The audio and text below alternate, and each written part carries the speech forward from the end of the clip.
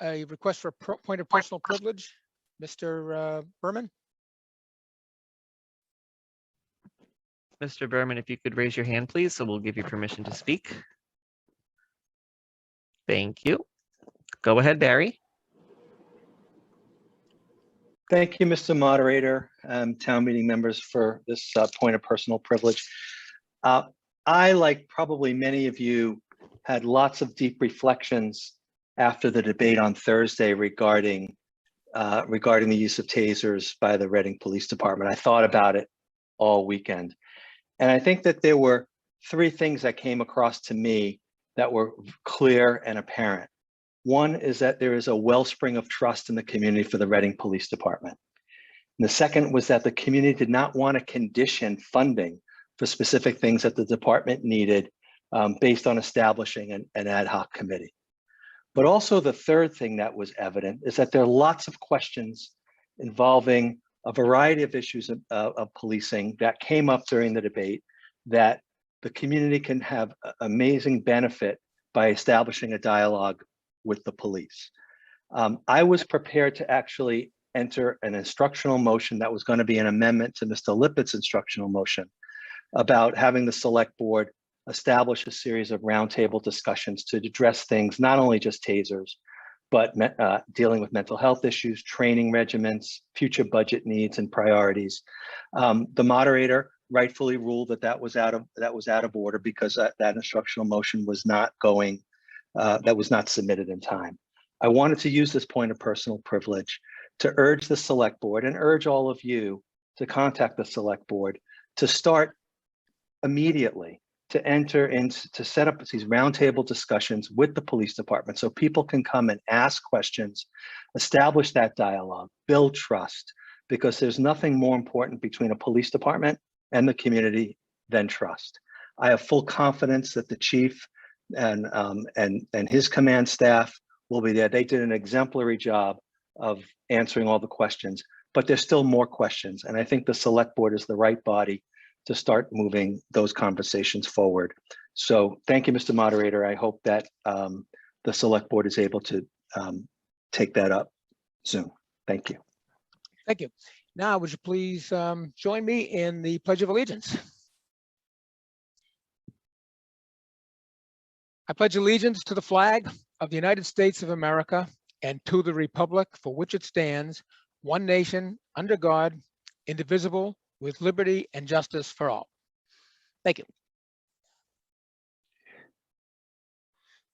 All right, on Thursday, we left off, we had just voted on the proposed amendment in section C of the budget, which is Article 16. And I had just asked if there's any further discussion under Article C when we adjourn. So again, I will ask, is there any discussion under section C? Mr. Moderator, Carolyn Whitting. Ms. Whiting? Carolyn Whiting, Precinct 7. Thank you very much. I have a question on page 52 in the capital section. There's an item of $365,000 for schools and $100,000 for administrative services. And they both have $100,000 for large-scale technology projects. And I'm really concerned that those could be 5G. So and also I don't know if there's any other places in the budget with 5G technology projects. So I would like to know whether there are any 5G projects in the budget. Mr. LaLachelle? Thank you, Mr. Moderator. No, Caroline, there are no 5G projects in the budget. Those 100,000 for each are network related infrastructure. Great, thank you very much. Further discussion in section C. Mr. Moderator, Mary Ellen O'Neill. Ms. O'Neill? Thank you, Mary Ellen O'Neill, Precinct 4. I wanted to ask under the item for Public Works, the funding for curbs and sidewalks. We've had that same amount for many, many years, $100,000, and with granite curbing, it doesn't get us too much. So I'm wondering if there are other funds in the budget somewhere for curbs and or sidewalks, and if we can get this upped next year. Thank you. Mr. Relisher? Sure, let me share the screen as is requested.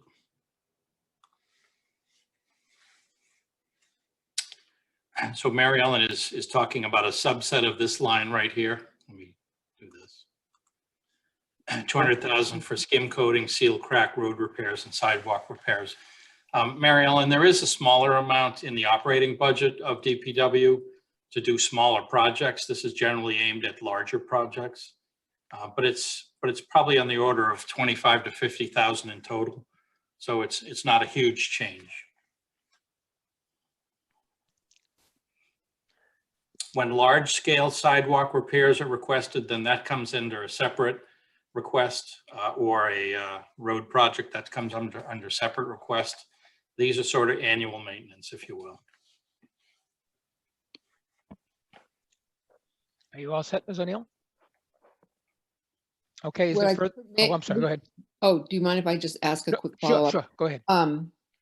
Well, in my mind right now are two particular areas, Prescott Street and Woburn Street, which have some really degraded sections, and I don't see that there's going to be any major projects for them. So I think we need to put a little more money into some of our high walking areas and make them safer and better for everyone. Thank you. Further discussion in section C, capital. Mr. Moderator, Nancy Zimlick. Ms. Zimlick? Hi, thank you.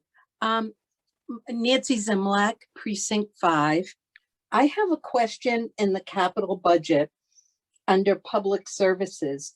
In our packet, it says $40,000 senior/community center planning. And then in parentheses, it says delayed 1 year.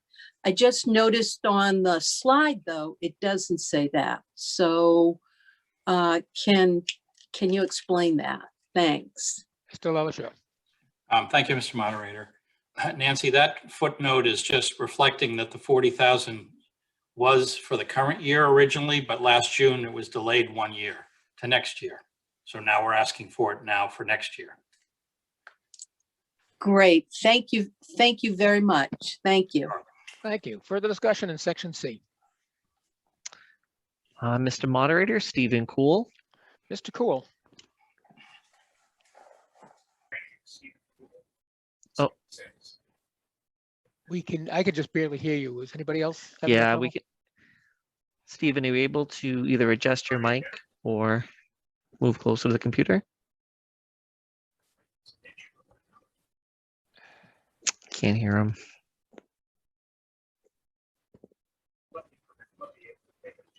Stephen?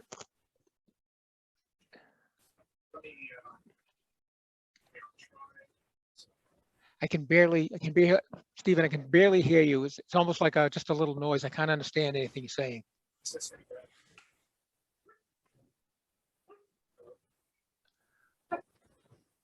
Stephen, you may want to call the help number just in case there's an issue with your technology. Apologize. Okay, we'd better move on. Mr. Moderator, Allison Sillers. Ms. Sillers? Hi, Allison Sillers, Precinct 2. Mr. Town Manager, in reference to the sidewalks, I had a question. A while back when my husband and I moved here, we had heard that there was a project to expand sidewalks into parts of town that didn't have them as a public safety measure. And I was wondering what the status was on that and if there was any piece of this budget that was dedicated to that. In particular, the street that I live on, there's a person on our street who uses a motorized wheelchair to get around. And because there are no sidewalks on the street, she wheels her chair in the road, which concerns me for her safety. So I was just wondering if that project was a myth or if it was something that might materialize? And if so, if you had any idea if any of that was in the budget this year? Thanks. So, Mr. LaLaChaux. I guess, Allison, I'll have to put it down as a myth. There certainly has been discussion and interest in expanding the sidewalk coverage in town, but I am definitely not familiar with any sort of medium or large scale effort that's being planned. If you want to contact me or that resident does with the area of town you're talking about, we can certainly have a look at it, but it's not something that I'm aware of that's currently planned. Okay, thank you, Mr. Town Manager. Further discussion on section C. Mr. Moderator, we have a question at the PAC. Okay. Go ahead.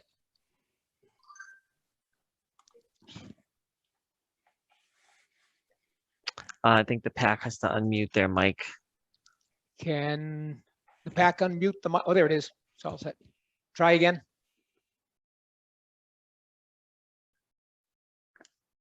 I think they're all, you want to try again at the PAC? Mr. Crook, can you hear me? If so, tell them that the mic is unmuted now. All set. Steve Leahy, Precinct 3. I just have a question on the $250,000 for the design of the roof replacement at Packer Middle School. And what's that for?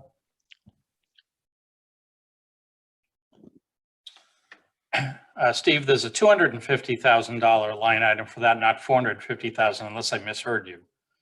The Parker roof is scheduled to be entirely or almost entirely replaced. That's going to be a subject of another article at town meeting later in the meeting. There's two large-scale projects, and there's a request in the capital plan for $250,000 each to get those projects designed and to hire a project manager because the projects are large enough that we're required to do that. So the Parker roof is, as I recall, I think $2.7 million, and the turf and track around the high school stadium is $3 million. So each of those would require kind of seed money in next year. Typically, you just hire a contractor and use a manufacturer, and the roof would have to be done per their specifications. So I just don't understand why it's $250,000 to design a roof where it's already been done. Yeah, and to hire a project manager. Mass General Law requires us to do that with a certain dollar figure price.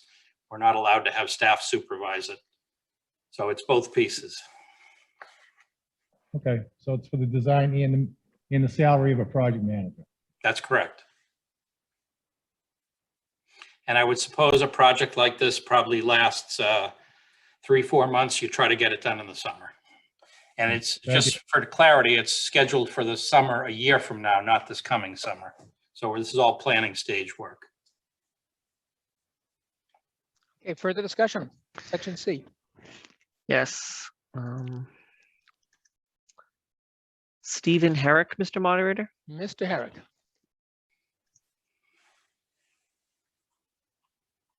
Oh, he put his hand down. Oh, okay. Further discussion? Oh, nope, he's back. Putting it up. Go ahead, Mr. Herrick. Sorry about that. Sorry about that. I forgot I had to keep my hand up. That's okay. Herrick, Precinct 8. Thank you, Mr. Moderator. I have a question or a point I'd like to make. I'm noticing this is something that I believe I brought up, if not last year, the year prior. We have a fairly significant item in here, $1.3 million for the ladder truck #1 replacement. And as I understand it, that ladder truck is a mess now. It absolutely has to be replaced, and it's in dire straits. But the issue that I had raised at one of the previous town meetings still kind of is I'm kind of stuck on just a little bit, and this has to do with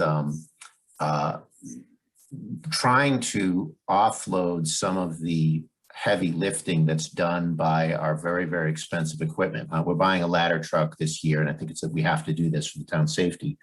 But we have other pumps and engines and other things out there that cost a lot of money. And I don't know what else is out there in the future, but the constant use of these trucks, sending them out on calls that don't really require that kind of equipment is something that's always really bothered me. And I'd like to ask once again, I don't know if the chief is on the call this evening, I'd like to ask if they have looked at any more closely at potentially acquiring some, lighter equipment. And a lot of other towns I've seen will have, an outfitted pickup truck or SUV that will have much of the life-saving equipment that people will need for much of the call responded to, that wouldn't require hauling out very extensive equipment and driving it around town all the time. I'm curious, that's something that's being looked at. I still think it's something to preserve this equipment's life over the long span is something that would be worth investing in, or at least investigating. And I'd like to hear a response from Do we have a response from the Chief Burns? Yes, Chief Burns has his hand up. Chief, you should be able to go ahead. Thank you, Mr. Moderator. Mr. Herrick, with our size department, it doesn't make a lot of sense for us to staff another vehicle to take a response that doesn't require a ladder truck. To do so would have to take a piece of equipment out of service. In essence, we'd be taking a fire engine out of service, putting people onto a pickup truck, sending them to a call. And then if a fire call comes in, which happens quite regularly, or a car accident comes in, that they would have to respond back to the fire station, get the correct vehicle to respond in, and then go. So it would be a very inefficient way to operate. On a fire truck carries a tremendous amount of equipment, carries a lot of medical equipment, and it also carries firefighting equipment, and then equipment to use for different types of calls. It's not unusual for us to have multiple calls back to back. So we just, with our call volume, we just don't have, in our staffing, we just don't have the luxury to be able to jump from piece to piece. You do see a trend in other communities around us. They put their shift commander in a SUV or a pickup truck with a cap on it. And so that is a vehicle you may see in other communities around quite frequently. A community to the north of us with very low staffing, they did that with their shift commander, but they were only able to operate one piece of fire equipment at a time, either an engine or an ambulance. So you would see them in an SUV or a pickup truck. I hope I answered your question. You're all set. Further discussion? Yes, Mr. Michael Giacoloni, I think you just had your hand up. Did you have a comment, or was that an accident? If it was on purpose, please put your hand back up. And seeing none, Mr. Moderator. All right, then, we will now move on to section D, debt. Yeah, is there any discussion on section D?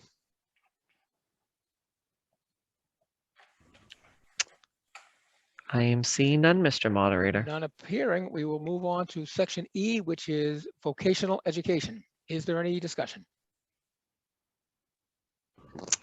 Yes, we have Angela Binda. Angela Binda, Ms. Binda. Go ahead, Angela. Thank you, Mr. Moderator. Angela Benda, Precinct 5.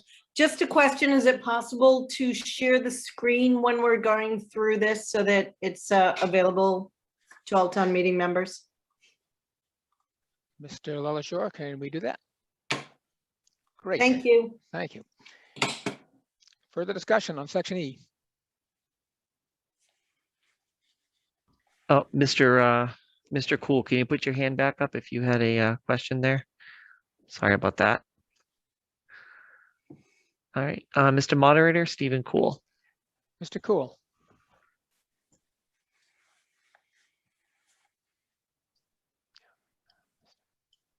Now We can hear you now. All set, Mr. Cool. We can hear you. now I can't hear. I can. 1, 2, 3, 1, 2, 3. Now I can't hear what the Not sure if he's- moderator or anyone else. Pardon? Sorry? Mr. Cool? We're gonna have you and I'll help. Okay, Can we, you mute him? Okay, what? Sorry? Mr. Cool, can you hear us? Can you have him mute and I'll help you with your audio? he I'm can't sorry, hear us. can I We'll have have the to what? move on then. Any other discussion on section Just E? mute him and I'll, yeah. And we'll wait just a second to see if you can get that straightened out. And And it seems to be none. seems none, Mr. Moderator. Okay, we will move on to section F, which is FinCom Reserve Fund. Discussion. I am seeing none, Mr. Moderator. None appearing. I think we now go back to Mr. LaShaw for a presentation. Is that right, Bob? Yes, thank you, Mr. Move Moderator. on to section 2, Town Government. And let me just share a screen to acclimate folks. So at this point, we have completed the overview. We've completed the shared costs. I'll make a presentation now on all the town departments. Town meeting will then have a discussion, ask questions, make amendments and so forth. Dr. Doherty will follow with a similar discussion about the school department, and then I'll wrap it up with the enterprise funds. So let me also share this screen. Here's a quick overview of the town government. You can see a change of FTEs. We're requesting a budget with a little bit more than 3 increased FTEs, primarily in health. I'll get to that. This budget again does move health out of the public services and into public safety, which explains the down trend there and the increase here. And there's a couple of other seasonal positions, the Director of Social Equity and Social Justice in the library, plus another half-time position. So it's a net increase of just over 1%. In terms of the budgets themselves, these are figures in millions under FY21 and FY22. You know, a consistent range close to 2% increase. A little bit higher in the public library because of the increase in staffing, a little lower in facilities because of decrease in some expenses. And again, public safety, this 3.8% increase does include some staffing moving in from health, if you will. I'll now go rather quickly through the town budgets, but feel free once I'm finished to certainly circle back to any one of these. Almost all the town departments have 2 lines the town meeting votes on, wages and expenses. There is an exception as we get to facilities, which I'll get to. So the format for the next several departments will be a total budget increase, which in this case is 1.7%. The 2 lines, the 2 budget lines. And in this case, wages are down slightly, expenses are up slightly for administrative services. The decrease in wages is driven by fewer scheduled elections. It's actually a $45,000 decrease in wages. Otherwise, it would be a 2 3/4% increase. The expenses, there's some guesswork here still. We have seen higher property casualty insurance due to the pandemic, and we have certainly experienced and lived through higher legal expenses due to the pandemic. The property casualty insurance figures are likely to continue. The legal is less certain. I'm pretty sure it's going to carry on at least through next December, January. Beyond that, we'll have to see. The so-called town manager reserves have decreased back to pre-pandemic levels. As an organization, we had tremendously good fortune with federal funding of COVID expenses. We had some grant funds directly to us that we were able to write off. At last my count was $800,000 of expenses that we did not need. And then there's a small increase for the town clerks for a record archiving project. So not tremendous changes, no changes in staffing. Public services has a decline driven by health moving out. Wages up just under 4%, expenses down over 6%. There are some, in addition to health moving out, which is a decrease in FTEs, there is some slight increases in hours. So there's several part-time positions that are suggested to go up 3 to 5 hours a week. There's some administrative support that's part-time. There's a rec coordinator that's part-time. And we have a whole host of part-time building and staff in addition to one full-time building commissioner. And, by and large, possibly without recreation, this department has been far busier during the last year than pre-pandemic. Drive around town, you can see all the construction and all the building. This department's been very, very busy. We do see, unhappily, a decreased need to support of our veterans as they're passing away. Finance is a relatively small budget, up 3%, driven largely by wages with not much change to expenses. The town accountant has asked for a few hours additional for a part-time support staff position. We're going to keep the regional assessing arrangement with Wakefield, which has worked out extremely well. Slight increase because of new staff in professional development expenses, and that's under the town accountant, and a very small increase in the supplies budget. Public safety as an overview, and I'll go through this slowly since it is different. 3.9% in wages, just under 3% in expenses, for a total just under 4%. On page 78, I went through on a previous night at town meeting a little bit more about public health. That's a pretty big driver, up at 8.4% year over year increase. And that's off of a higher base. November town meeting gave additional funds for this department than division. So the 8.4% increase is off that higher level created at November town meeting. Fire emergency management up just less than 3%. The book has a lot of details. I'll get to that shortly too. Police 4%. The coalition has a very large increase. And that's where there's a new item, $30,000 for mental health support. Right now, we have a service called Interface. It's William James College. They work 9 to 5. We've had them for, I think, 2 years now. We're currently negotiating a contract to go forward. It's such a volatile situation. I certainly sympathize with their uncertainty. We anticipate keeping them if possible. My best guess for the cost of their services is about $20,000. We signed an $11,000 extension good from last December 1st through the end of June. So that's 7 months. So just as a guess, $20,000. The idea was the $30,000 would be more than is necessary. And so, staff will have some remainder once we know the contractual situation to add supplemental services. And as I mentioned in the budget write-up and the other night, the long-term goal is staff. I just didn't feel we were quite there yet. And then dispatch up 4.5%. And to answer a question that came up, at least offline, the funding cannot move between any of these areas without the express approval of the town accountant. So the concern certainly would realistically be is, police and fire especially going to raid public health funding? And the answer is absolutely not. Quite honestly, it's much more likely to be the other way around.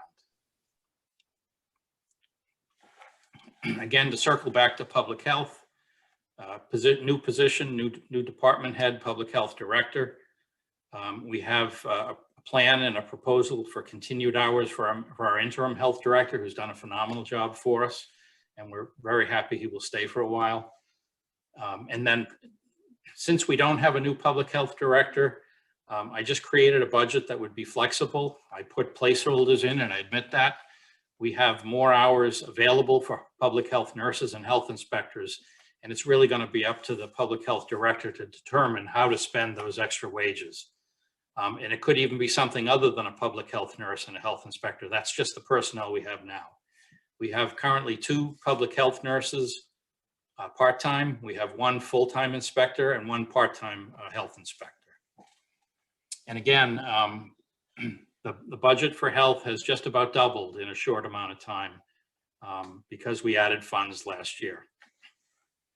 The expenses, and just to clarify what this exactly means, in the current fiscal year, FY21, there is, I believe it's $20,000 for a one-time outsourced review. We are using, or the Board of Health is using, MAPC plus a very well-known health director from another community. And what this slide is meant to indicate is in the FY22 budget, that one-time expense goes away. So that's why there's a reduction in expenses. Fire EMS, no changes in staffing. We've put in an increase in overtime. We have a wage increase of 3% and expenses of 2.5% less. There has been some retirements in the department, planned retirements over the last year, which has helped keep the wage cost down as they're retiring usually at a higher step and hiring at a lower step.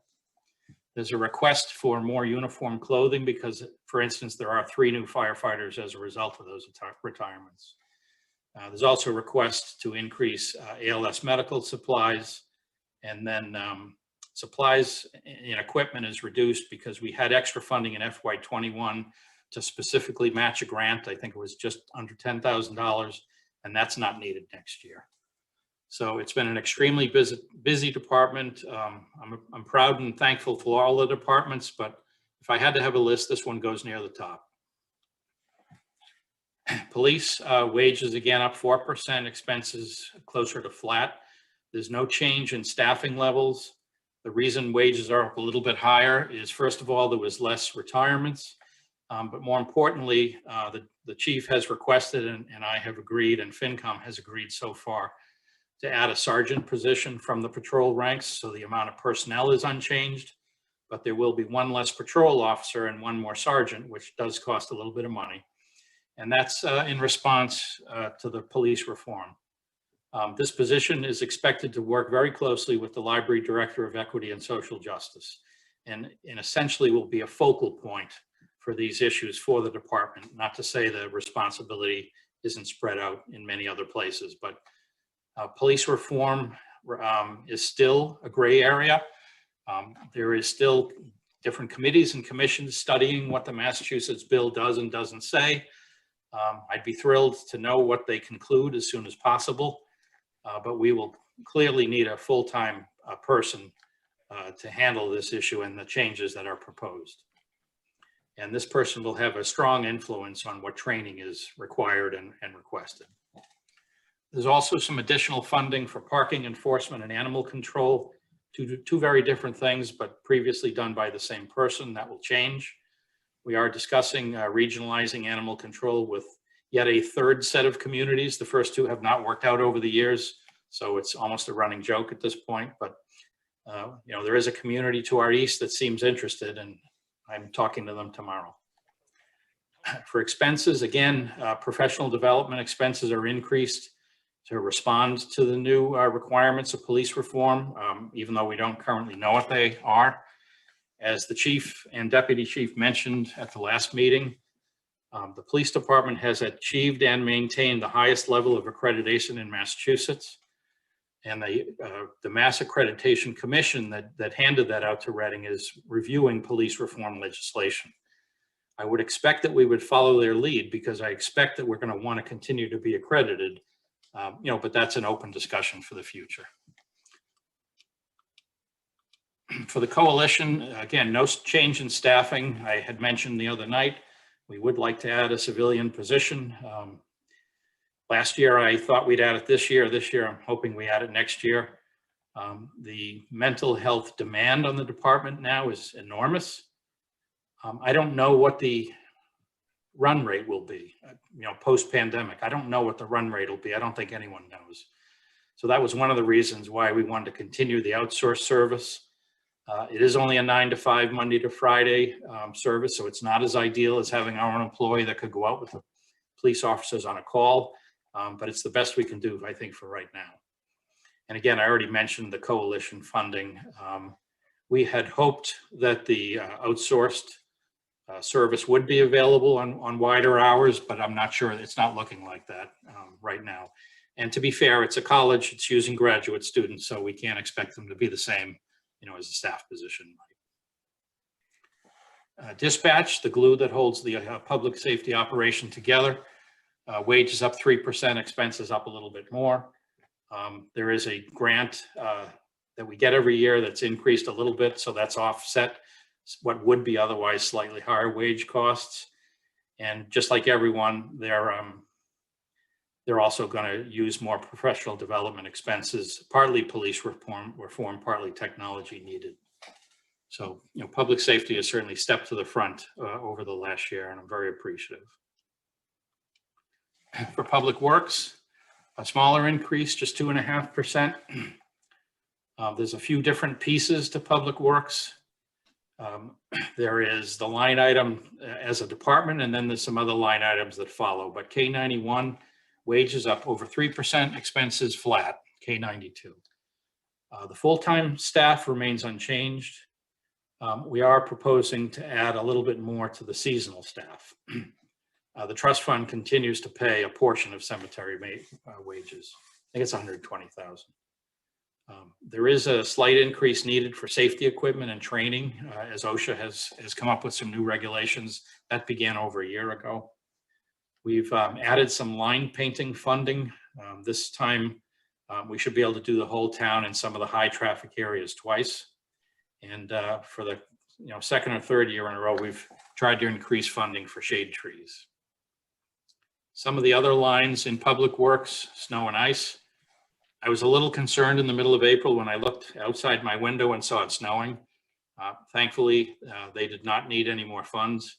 So it looks like a flat budget of $675,000 for next year is appropriate. And I'm not asked this question so much recently, but I had been asked a lot in the past. I am saying that we underfund that line, and that's the only line we purposefully underfund. We would not do that in other lines. But in this case, if there's a light winter, as you can see from the chart, the green line's the budget, the red line is the actual. So in this year here, not every year, but in this year here, we had $250,000 not used.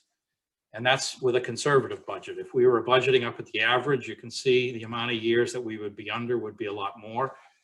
And we're in such a good cash position, and we usually have surplus generated by savings by the annual town meeting that we can fund snow and ice as needed, as this town meeting has done this year. So that's on purpose. We fund that lower on purpose.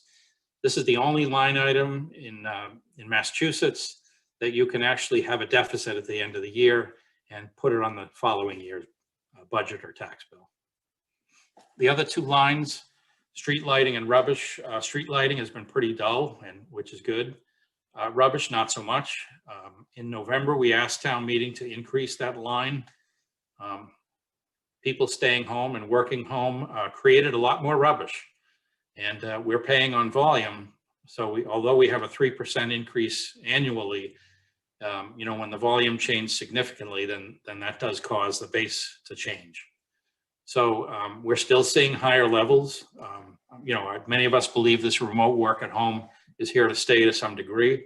So this will just be one of the cost items, along with when we get to water and sewer, that are just permanent changes to higher expenses. It's been really important that we work with the trash hauler, because although we have long-term contracts, we have seen some of our neighboring communities that perhaps didn't work as carefully with the contractor, and the vendors just walked away. So Stoneham, they just walked away in the middle of the year. They said, go ahead after us with lawyers, but no one's picking up your trash. So that's not something we'd ever want to have happen. Next is the public library, with the public library trustees. Wages up 7.8%, expenses up 4%. Recall that in Massachusetts, the libraries are required to have a 13% municipal appropriation. That changed from 15% once we passed 25,000 in population. So this budget does comply with 13. I think the last time I looked, it was between 13.5% and 13.75%.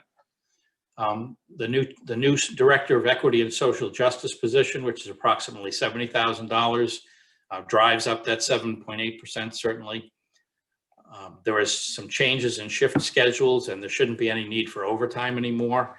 And there is a support staff position that's been changed to a Library 1 position to work on digital and virtual collections. So there is a slight increase there. I know there were some questions on the new director position, so we have a couple of more slides that'll shed a little more light onto it. This is the Reading Public Library's vision, evolving together to strengthen communication, equity, collaboration, and learning. That's been a long-term vision. You can see their core values, and you can see their mission. There's a reason that the library was picked for this location of this position.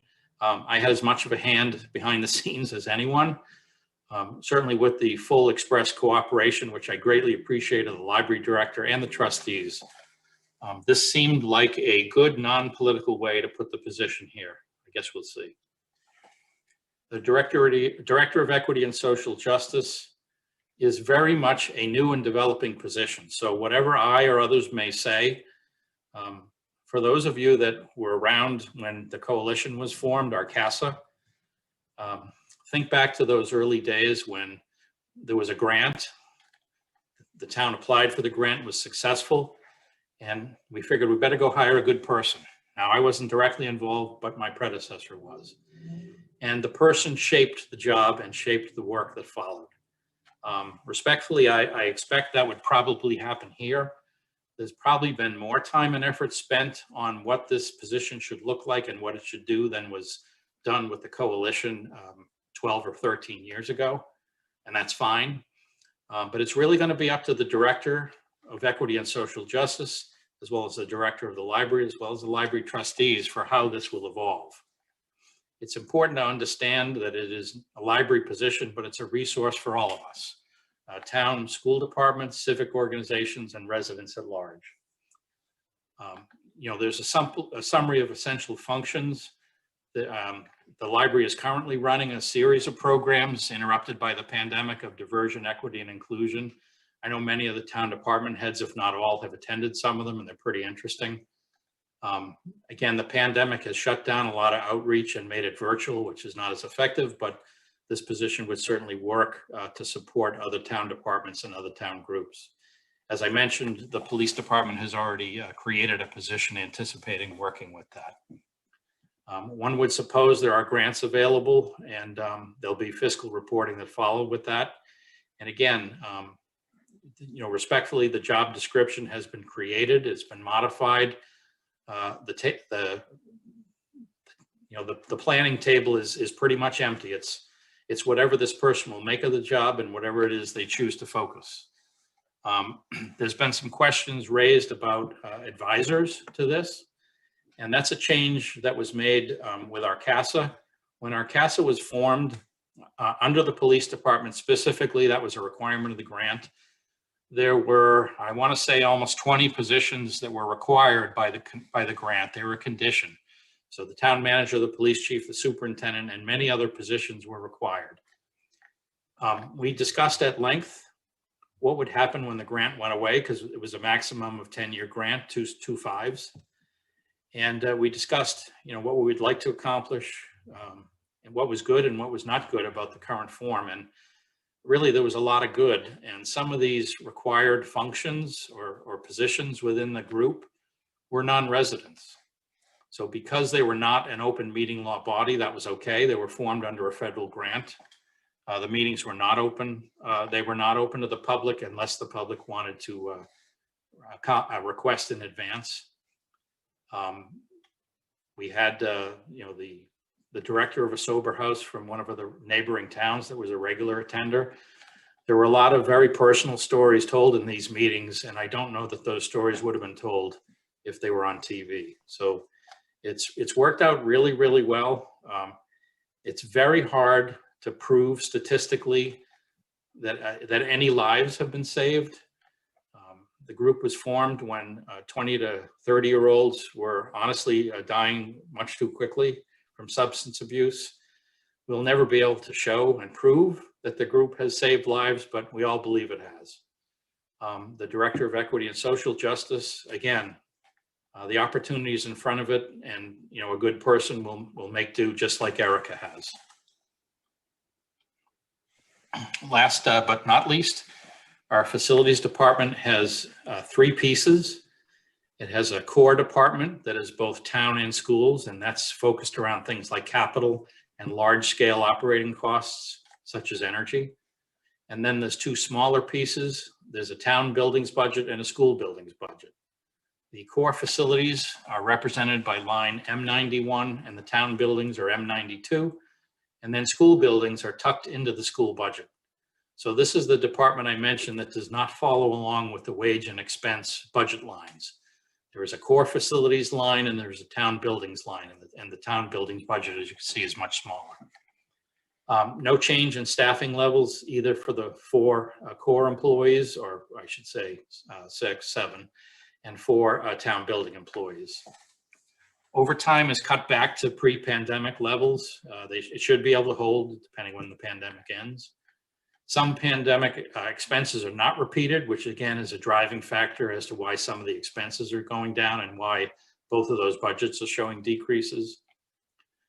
There will be some permanent changes that the pandemic has brought in terms of expenses. One is the type of air filters and how often they're changed. And there will be increased maintenance and repairs in many of the buildings. Believe it or not, by having some of the school buildings especially vacant for large periods of time, that did not help the wear and tear, especially on things like plumbing. So, again, the staff is doing a great job. And that's, Mr. Moderator, all I have on town departments. Thank you very much. Well, we will now go back to the beginning of that for discussion. We'll go back to section G, which is administration service wages. Is there any discussion in section G? Mr. Moderator, Liz Whitelam. Ms. Whitelam. Liz, please go ahead.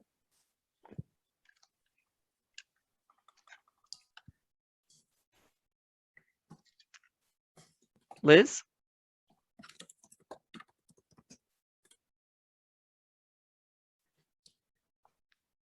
Liz, are you there? Oh, Yeah, Sean, she's saying that was inadvertent. Oh, I'm sorry. Okay. Okay, is further discussion? Yes, Mr. Moderator, Stephen Cool. Mr. Cool. Mr. Moderator, Stephen Cool, Precinct 6. Is it appropriate to chime in with my comment on Section C at this time, given that my microphone problems have been solved? Oh, that's right.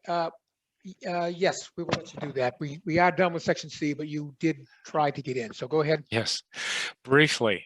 Mary Ellen O'Neill made a couple of great points about Prescott Street and so on.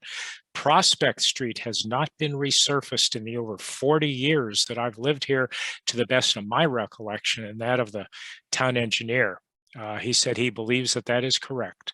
And all that's happened is periodic patching, which mostly lasts some weeks or maybe months before it deteriorates. And Prospect Street, where I live, has always been a cut through for traffic moving between West Street and the Mineral Street Bridge, and then onto downtown 128 or Main Street, south or north. So I'd like to ask that they give really serious consideration to resurfacing Prospect Street, and thank you very much. Thank you. Okay, now back to section G, further discussion. Mr. Moderator, we have Daniel Ensminger. Mr. Ensminger. Daniel, please go ahead. Thank you, Mr. Moderator. Dan Ensminger, Precinct 7. On the town council budget line, can you give town meeting a rough estimate of the legal funds expended in the current fiscal year for the matter at 59 Middlesex Avenue, both the litigation and the HUD settlement? And could you also indicate if you expect further such expenses in FY22? Mr. LaLaGere. Thank you, Mr. Moderator. Honestly, Dan, I really can't. Town council is a little bit behind in its billing and has not billed us from January forward when most of this work has been done. I'm sure I have some figure that predated January, but the bulk of the expenses would have been after that. And honestly, as I have not been directly involved with all of it, it's really hard to estimate. But I would say that we are coming to a conclusion on those expenses, or very close to it. Thank you. Further discussion. We have Stephen Herrick. Mr. Herrick. Go ahead, Stephen. Thank you, Sean. Thank you, Mr. Moderator. Steve Herrick, Precinct 8. Bob, I have a generalized question, not specific to administrative services, but I think this applies to all of the organizations that we're discussing in this section. I'm looking at the packet. I'm actually looking at page 56, and what I'm noting here is we have some good trend information, FY19 actual, FY20 actual, FY21 budget, and the budget we're currently discussing. And I'm noticing that for most of these lines, and certainly at a sum total, you can see this slow uptick in the wage lines. But we do have our 21 budget represents a pretty good uptick from our 20 actuals. If we bottom line this, I'm looking at the expenses, not just the wages. And we went from a 2020 actual of about 7.8 million to a 21 budget of about 9.3 million. And we're roughly flat, down a little bit this year. My question is this, 21 budget, do you have and I realize you may not be equipped to answer this question, and I apologize if that's the case. Do you have a sense for what our forecast for 21 will wind up? Are we running considerably below? We're showing things very, very flat on the expense line from 21 to 22. Do we think we're going to be underrunning 21, or do we think we're running pretty close to that budget? I just want to get your sense of that. And I know it probably varies a lot by organization. Mr. LaLachair. Thank you, Mr. Moderator. Steve, you've hit on a really important point, which is actuals and budgets are not the same. I mentioned at the very beginning of the presentation that one of the regenerators of free cash was money we didn't spend. And when their positions are vacant, we're not spending money. So specifically during FY20, there were periods when there were a significant amount of vacancies, and thus the wage actuals are low. But we always budget on, as if the positions are full for the next year, even when they don't start out the year as full. So to answer, the first part of your question, the wage budget anticipates full employment for the whole year. And since that's virtually impossible to do, there's always going to be money saved. On expenses, yes, absolutely. We are not running at the FY21 budget amount. There will be surplus. There is large amounts of surplus in the facilities expense line items.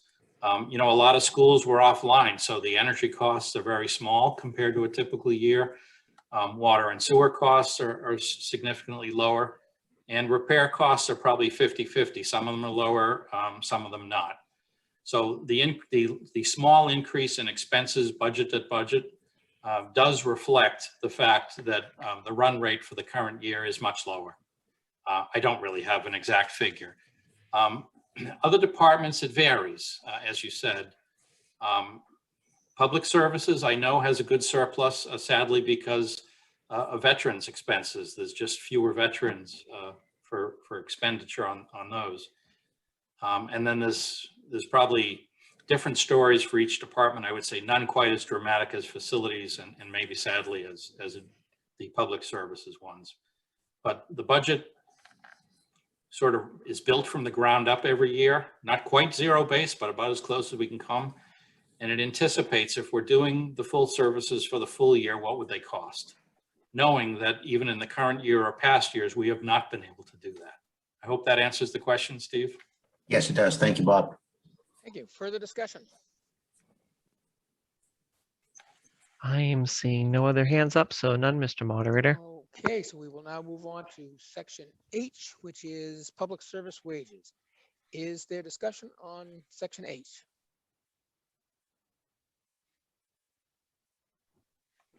Seeing none, Mr. Moderator.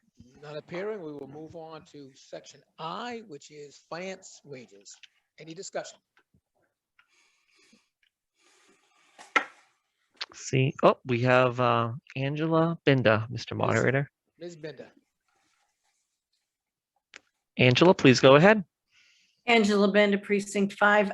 Again, is it possible to share screens when you're calling these out? Thank you. Okay, is possible to do that, Mr. LaLachair? Okay, any other on section I? It does not look like it. Section J, which is public safety wages. Is there further discussion? Is there any discussion? Mr. Moderator, we have a few. We have first Heather Klisch. Ms. Klisch. Hi, thanks. I'm Heather Klisch, Precinct 7. I have a question about the mental health services, and thank you, Mr. Layla, for going over that. My question is, those outsourced resources, are they available to the police department when they are going out on mental health calls? I know that there was a surge in the last year, and I'm seeing from the chart on page 82 that even pre-pandemic, there was about 1 call a day. And I'm just wondering what that relationship is between the coalition mental health services and resources that could be used by the police department. I would welcome the deputy or chief to correct me, but as I understand it, those resources are not available for police officers on a call.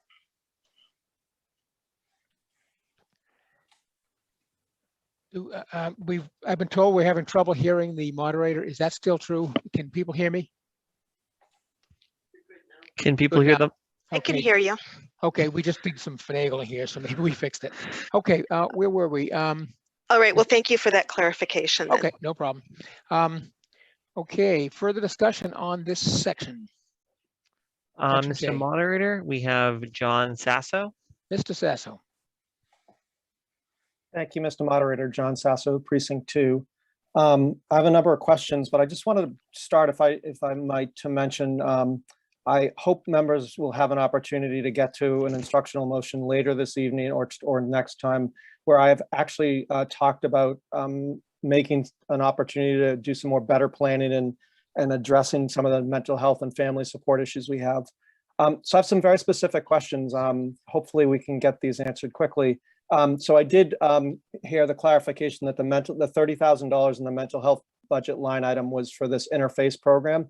But I didn't see in the budget, what was the outsourced cost for those other services, the kind of the non-24-hour services that you were mentioning? I think that was Bob had mentioned that. Do we know what that cost is? I didn't see it in the line item in the expense or salaries. Sure. Thank you, Mr. Moderator. John, the 30,000 placeholder, if you will, is for that outsourced, not 24/7, but only Monday to Friday, as it turns out, opportunity. And again, that's directed for families and residents, not so much staff. There are other, I guess I'll say, mental health related positions and expenditures in both the town and the school budgets. I really haven't thought to centralize it, but for instance, Human Elder Services has staff and has resources, as does the school department. So by no means is this kind of a one-stop shopping for the whole organization. Yeah, and so let me just say, I apologize. I clearly do not mean by any stretch of the imagination to say public safety is responsible for mental health. That is not clearly any of my comments here. But I think it's interesting you brought that up, because I did some digging and there's a lot of different things going on in the town in different departments and different areas. What I haven't seen is kind of the coordinated view and the overall plan for, what are the specific goals we're trying to accomplish here? What objectives do we want to meet? What strategies, tactics, funding, responsibilities? And I don't just mean town, but town, schools, and the community as a whole. I certainly think, and Bob, you can certainly comment on this, but I think that's a huge miss. We as a community, especially given the circumstances, have yet to really pull that together. And I realize that, at least it seems from what I've read, that you've kind of saddled the coalition with this, somewhat over time. And I think we're at a point where we need that to happen. And that's part of what my objective was for my instructional motion. I want to ask this question here, and I know we've talked a little bit about, but are there any other public safety, fire, EMS, or coalition immediate needs as it relates to family support and mental health that we are not funding this year, that were on the budget table that just got cut? And other than the social worker piece for the moment, just are there any other expenses or staff related positions or support that we think we need at this point? Mr. LaLaCheur. John, I'll start by saying that much as I encourage department heads to think large and add things, they're still reluctant under Prop 2.5 to lose their minds usually and add so many things. But so the answer is no, there were not a lot of other requests unrelated or related to this or otherwise. But I have to say that, again, we started building our budgets last summer, as we could during the pandemic. And I think with a year's worth of pandemic under our belts, I would think that both chiefs and superintendent and I feel differently. Our approach to mental health was not coordinated in the sense that you're thinking. It was reactive, but it was coordinated with people. It was coordinated with families, with students, and cross disciplines, so that, when the the schools would uncover an issue with a family or a student, they would share that, for instance, with our Elder Human Services staff, and sometimes with the fire department, as needed. And a lot of the calls were related. It's not that we were working in silos. But I would say, in terms of my level, I did not sit down until the last 4 or 5 months and think strategically, what is the town's responsibility to mental health, just as it is to public health, and what can we do about it? So that is something that has not strictly been put on the table, and neither chief sought to put it on the table, other than for 2 years now we've talked about adding a civilian mental health position, or potentially more to work more closely with the department, not so much the community, although there could be overlap. So I hope that answers the question, John. Yeah, I thought your instructional motion was interesting. Okay. I want to just, again, I'm going to try to get through this so I don't take up all my time here. But there was a comment about the number of calls made in 2020 in general, and this is in public safety as a whole, were reduced overall, but certainly there was an increase as we saw in the numbers for kind of the domestics and the mental health services piece. I was just curious, how are the resources being allocated? I heard the chief the other day talking, and I actually read some of the budget stuff about the amount of time these calls are actually starting to take up, that they're really, there's a lot of paperwork with follow-up, there's the actual effort itself. And I guess my question and concern to some extent are we actually reaching a point where we need to plan for additional officer resources because of these increases in calls, and still being able to deliver the same level of service to the community? I think I heard at one point saying, well, we're really only focusing on critical traffic stops or something to that extent. And, we heard earlier that, Reading's the 19th safest community in the country. Where do we draw that line? And I was just curious if anybody had thought about that with, the numbers of, resources that we have and the amount of calls that they have to service and the time per call, which I suspect based on this has increased. Are we actually looking at potentially some more staffing in that area to kind of backfill that as we continue? Because I don't think this is a blip, by the way, and I certainly don't know if anybody else believes that or not, but I think this effort is something is going to be continuing for a while. So I was just curious if anybody had come back and thought about, are there additional staffing that we should be planning for given this approach in the future? Yeah, John, I would say pre-pandemic, we recognized that it was not a sort of a blip, and that there was a fundamental need. What that fundamental need was, we hadn't really fully identified. Again, I welcome both chiefs to comment. I heard more about it from a police department standpoint for a variety of reasons, but I would have to think that, as we're perhaps coming out on the better end of the pandemic, whatever was true a year ago is triply true today for a lot more than just police. There's been a lot of stresses that all of us have seen, including just regular jobs. You ask a difficult and important question is, are we supporting our employees so that they can do our job? And I don't have the expertise to know that, but I'm a lot less comfortable today than I would have been if you asked me a year or two ago. So I think that discomfort means we're probably not. We probably should. Reading has such a frugal approach to hiring and staffing that you know, we tend to hire things that are going to be measurable and productive. And this one is a lot harder to measure. But I'm not saying it's not important. It's just not sort of the way Reading typically has done business over the many years, which is to address kind of a silent need, if you will. Yeah, and I hear that, and I certainly in thinking about this time, I kind of had that in the backdrop that we do manage our money, if I may say so, very Mr. Sasso, frugally. you have 1 minute left. Thank you. All right, let me just finish off. So I want to pick up on your point. This is a reflection of how fragile our community and our families are, and I do think this is really the priority that we need to focus on. So I want to make sure we do that. Bob, I just want to ask real quick, do we have an estimate of what the cost of that social worker position would be? I really don't. Dave, do you have a number? I have a guess, but. Chief Clark? Thank you, Mr. Moderator. I only have be honest with you, Mr. Sasso, I only have a rough guess based on what some other communities have. I hate to put a number on it without doing a lot of research. And have like a factual, lot closer to a number for you. It'd be just a stab in the dark right now.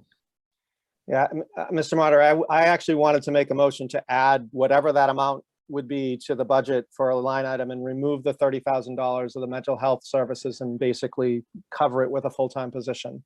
Without a number, it's tough for me to make that amendment. But that's what I would like to do, Mr. Moderator. Is there some guidance you can give me on that? You would need a specific number. We cannot have a generalized. Sure. Yeah. And I'm assuming benefit costs are separate, so this is just pure salary, is that correct? Based on the way the budget's broken up, the accommodated costs are separate? That's correct, John, and we have pretty healthy surplus there. I just want to remind you that the 30,000 under the coalition and what you're proposing do, at least in part, if not quite a bit, serve two different audiences. The 30,000 or perhaps 20,000 of that is meant to be a resource for residents, students, families, and so on. And what you're proposing would be more of a resource internally, I would say. At least that's how I've heard it. I guess on my perspective is I keep going. Let me make it simple, Mr. Moderator. I propose to add a HR line item budget, wages budget to the coalition for, I'm going to throw a number because I don't have a good number. I'm going to say $80,000 to line, I guess it would be J1 public safety wages under the coalition for Okay. FY22. Okay, is there a second? Second. Okay, we are now turning to the proposed amendment. Discussion on the proposed amendment of adding $80,000 to the wages line item. Do we have any discussion? Mr. Moderator, Carrie Junell. Ms. Janelle, are you addressing the proposed amendment?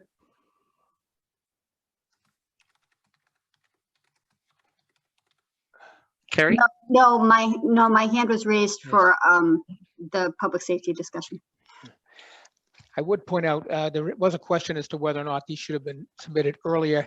Yes, we did ask for proposed amendments to be submitted beforehand, so town meeting could have a chance to think about it, but we cannot be quite as strict on that because you can propose amendments. But I would, again, if you know it's coming up, please submit them beforehand so we can get them out to the town meeting members. Okay, again, discussion on this proposed amendment. Mr. Moderator, we have Nancy Doctor. Ms. Doctor. Nancy Doctor, Precinct 1. My hand was up for general, but I'm happy to weigh in on this also and put my hand back up. I am more than happy to support this. In fact, I am just thrilled that town meeting is spending so much time talking about mental health. And the $80,000 seems like peanuts because it would be something we would use every single day, not something that would be used 2 or 3 times a year. So I'm fully in support of this, and I'll say my other comments after we vote on this. Thank you. Further discussion on the proposed Mr. amendment. Moderator, oh, we yes, have a point of information from Linda Doxer. and that point of information, let me go open that.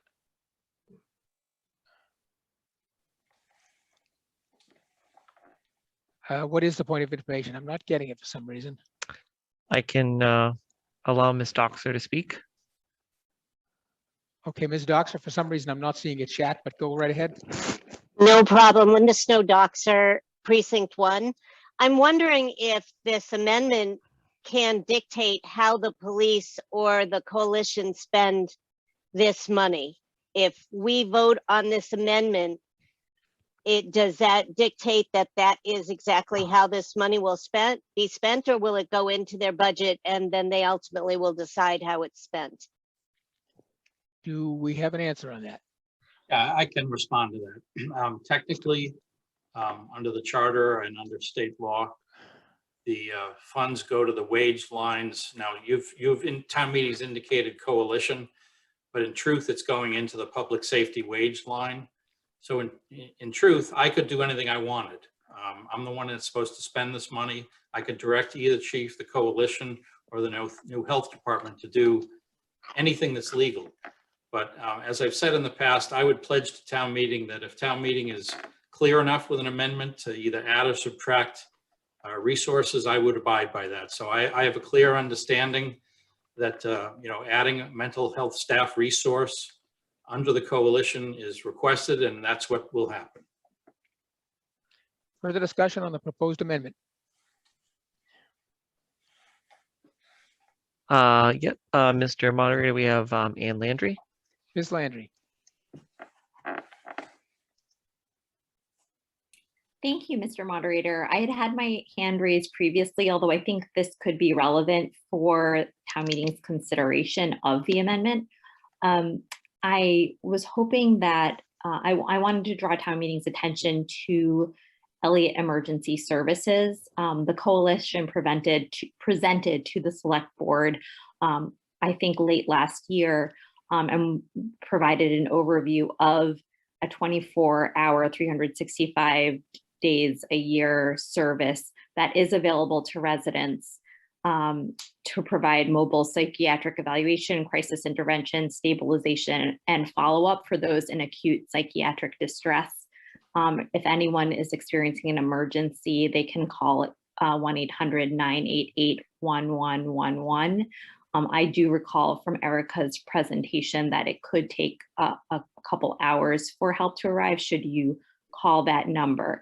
But I was wondering if the chief or Erica, if she is available, could speak to how the coalition and or the police department utilize Elliott Emergency Services, because I believe there's a collaboration. It's not simply a resource direct to residents, although it is also a resource that residents can utilize.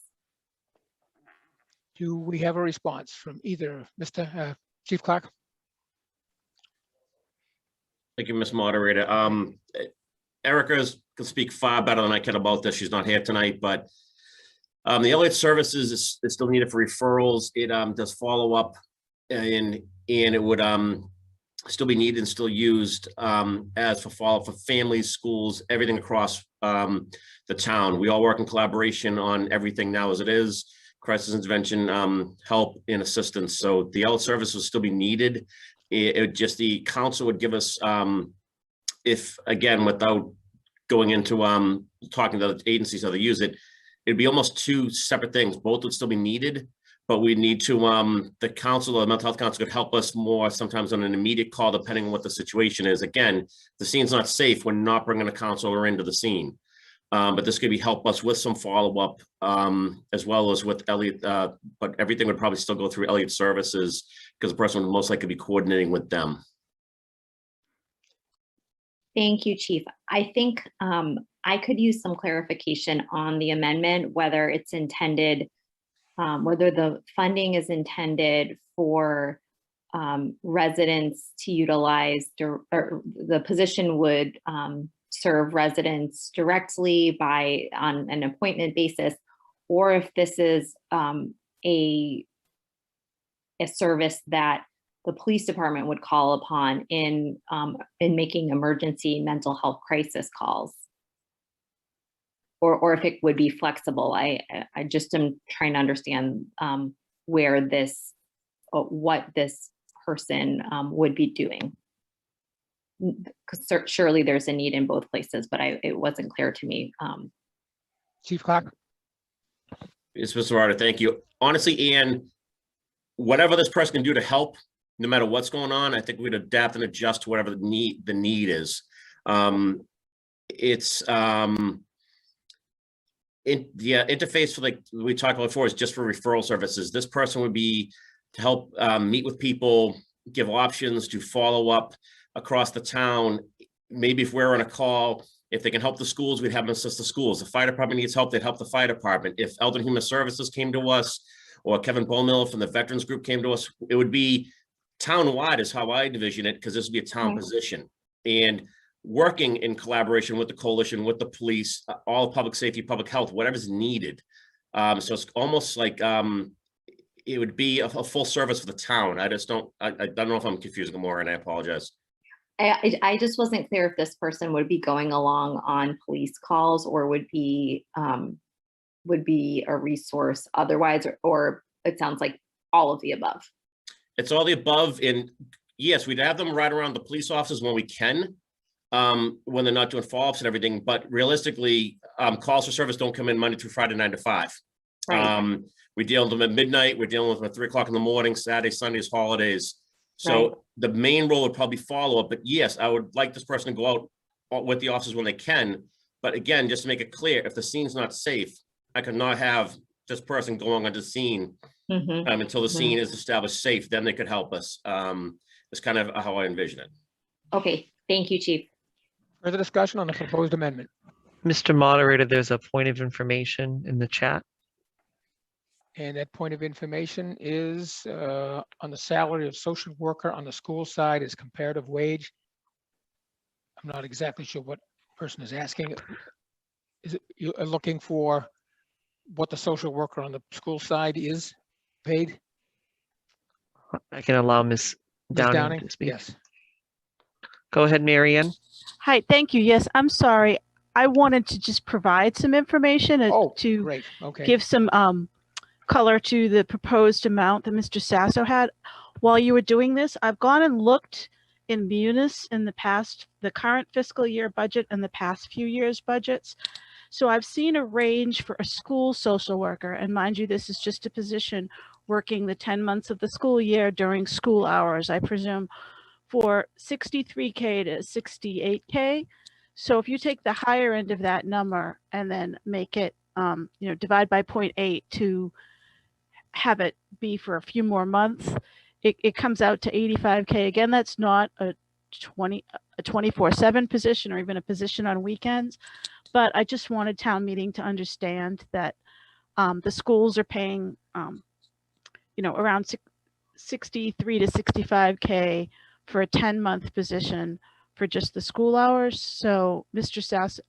Sasso's guess was not that out of line. That's all. Thank you. Further discussion? We have Jeffrey Strumble. Mr. Struble. Go ahead, Jeffrey. It is pronounced Struble, Jeffrey Struble, Precinct 7. Just a question, a nuts and bolts question for John Sasso. John, usually when you make an addition to the budget, you usually give an explanation of where the money is going to come from. I'm sort of expecting you're going to say this has come from free cash, but I guess the real question is, are you deducting it from someplace else? Do we have an answer from Mr. Sasso?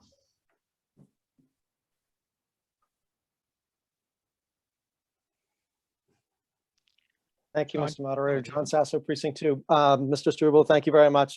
You are correct. I was running out of time, so, but yes, I would suggest that this would come out of free cash.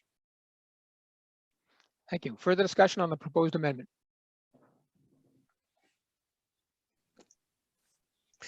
We have Michael Giacolone. Mr. Giacolone. Actually, that was the question I was going to ask, where the money was coming from. Okay, thank you. Further discussion? We have James Mon. Mr. Mon. Thank you, Mr. Moderator. Jamie Mon, Precinct 4, and this is really a follow-up to Ms. Landry's question.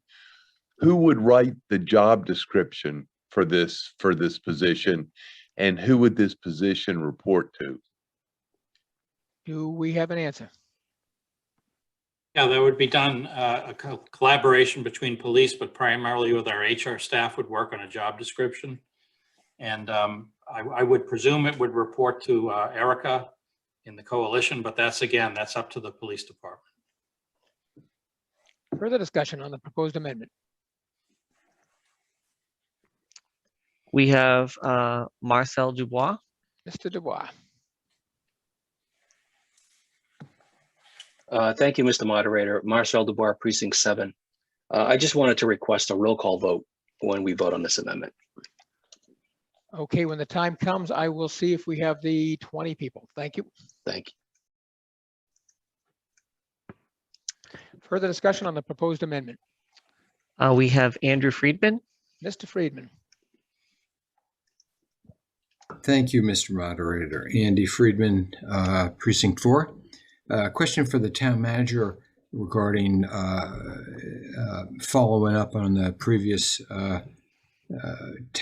town meeting members' question about who will write the job description for the mental health worker that's being proposed in this amendment. Given that the mental health crisis is really a public health crisis,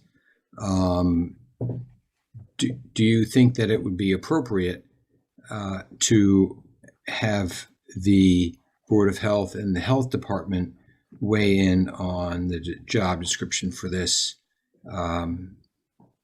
this position? And then a follow-up question to that is, do you think this person should be more reactive, should react to police calls, or should where the situation may become tense and need for force to be used, or more as a preventative position, where or a proactive position, preventative medicine, so to speak, where the mental health worker would go in to homes that the police have identified where the services of that professional could be utilized? Do we have a response? Yeah, thank you, Mr. Moderator. I may have to ask you a question, Andy, but as to the job description, yeah, I'm sure we'd use public health as a resource, especially if town meeting does move them into public safety. It's only a natural. I'm not sure I followed your question in terms of proactive, reactive. I have my own idea of what that meant, but then you talked about sort of some dangerous situations. I would say right now, given the amount of mental health calls, it would be reactive. There's plenty of work. Should that slow down, or should the staffing models change and we get more resources one day? I'm sure it could be more proactive. And, you know, should it ever come to a more proactive stance, that's even more, I think, when public health would be appropriately consulted. So if that doesn't answer your question, if you could maybe phrase it a different way. No, it does. Actually, you phrased it quite well. What I was thinking of as proactive, I think you were talking about as being reactive. In other words, the health professional responds to calls with the police and then helps the family or individual get the services they need. So thank you very much. Further discussion on the proposed amendment? Mr. Moderator, Sarah Brucolacchio. Ms. Brucolacchio. Hi, this is Sarah Brucolacchio, Precinct 4. I don't know John Sasso, and I certainly wasn't expecting this to pop up tonight. It was a big surprise and feels a little bit like we're winging it, but I feel a lot of energy here because I think we've all had to experience the fallout of this surge in mental health needs in our community, with our families, with our, with myself as an employer, as a friend. I have sat with several people in crisis, calling insurance companies. I've reached out to NAMI. I mean, there's such a shortage. Children's Hospital's been at capacity there's so many young people that are in crisis, and they're just trying to figure out the access in an emergency situation as just a regular person is really challenging and very scary.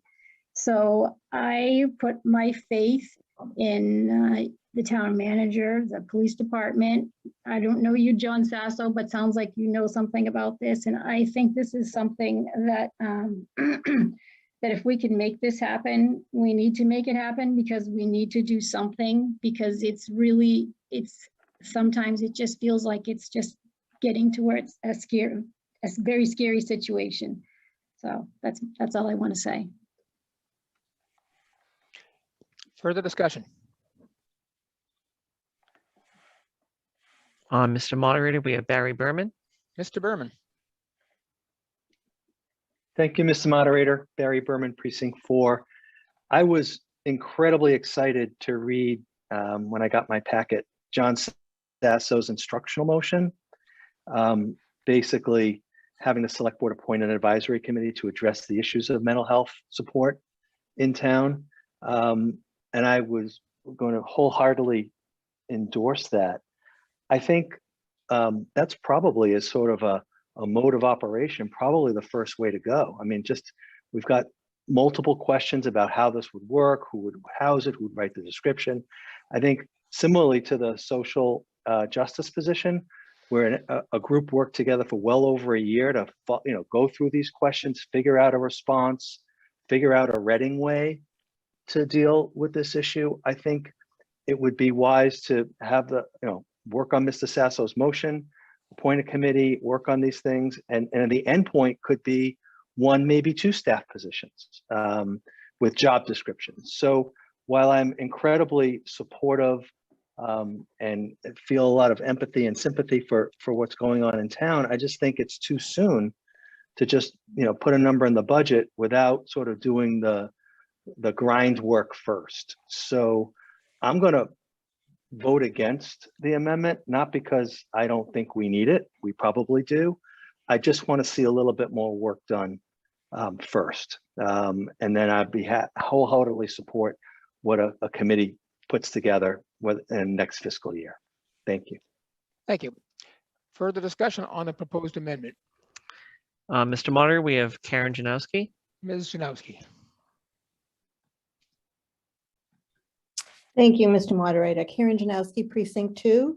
I'm just trying to get a better sense of the need. I mean, it seems like there is a definite need, but what I'm hearing is what we currently have in place. You're next, yeah. Is somewhat disjointed and a patchwork system, and it does concern me that currently grad students are the ones providing services. It seems that we do need a more highly qualified individual who would be helping us put together a better program. I'm wondering, what does it currently look like when we get calls from 9 to 5 and when we get calls over the weekend? What does it currently look like? Do we have a response? Chief, I'd just as soon you started to answer that, and I may have some things to add. Chief Clark? Karen, I think I might have lost you. Sorry. What was the last part of your question? I'm wondering what does it currently look like now when we get mental health emergency calls 9 to 5 as well as on the weekends when we don't have those graduate students available? Well, Elliott Services is available to us 24/7 when we need help. As far as the calls, I mean, we handle the calls, we get the help that we can refer. Sometimes it's working with the fire department to get the person to the emergency room to get counseling. Sometimes it's calling Elliott Service if we need to. Other times it'll be the follow-up later on. It dictates what the situation is dictating. If the person's in immediate danger themselves or a significant crisis, they need to go to the hospital, we'd work with the fire department to get them over there.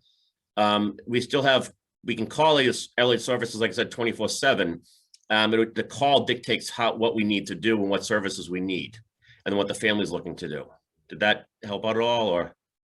It does help. I'm just trying to get a better sense of the need because it sounds like it's on an emergency basis. It's never the same consistent person making the decision. And I do support this. I do think, we heard last Thursday night at town meeting, mental health issues were very much a part of the TASER discussion. And we're seeing an increase in the number of emergency calls around this. And I think we will continue to as the pandemic winds down, and there'll be new mental health issues of how will the students in schools respond to things? How will the community members respond? So I am in support of this at this time. Thank you. Further discussion? Mr. Moderator, we have a question from the PAC. Okay, I believe it is Mr. Horn. Mr. Horn?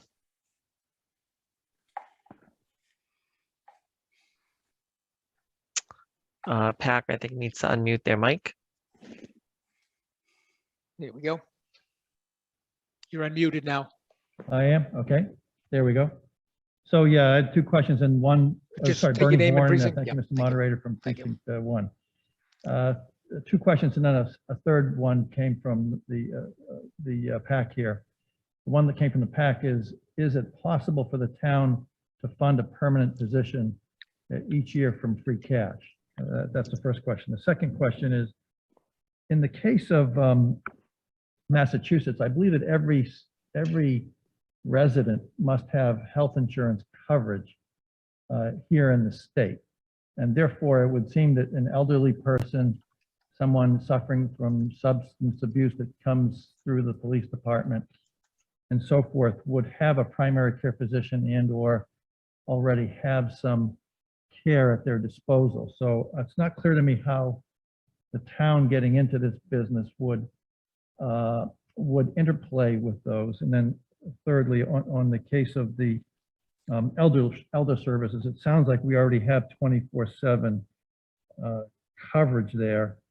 So, in the case of somebody who goes to the hospital, there would be case managers who handle those discharges, and they would interface.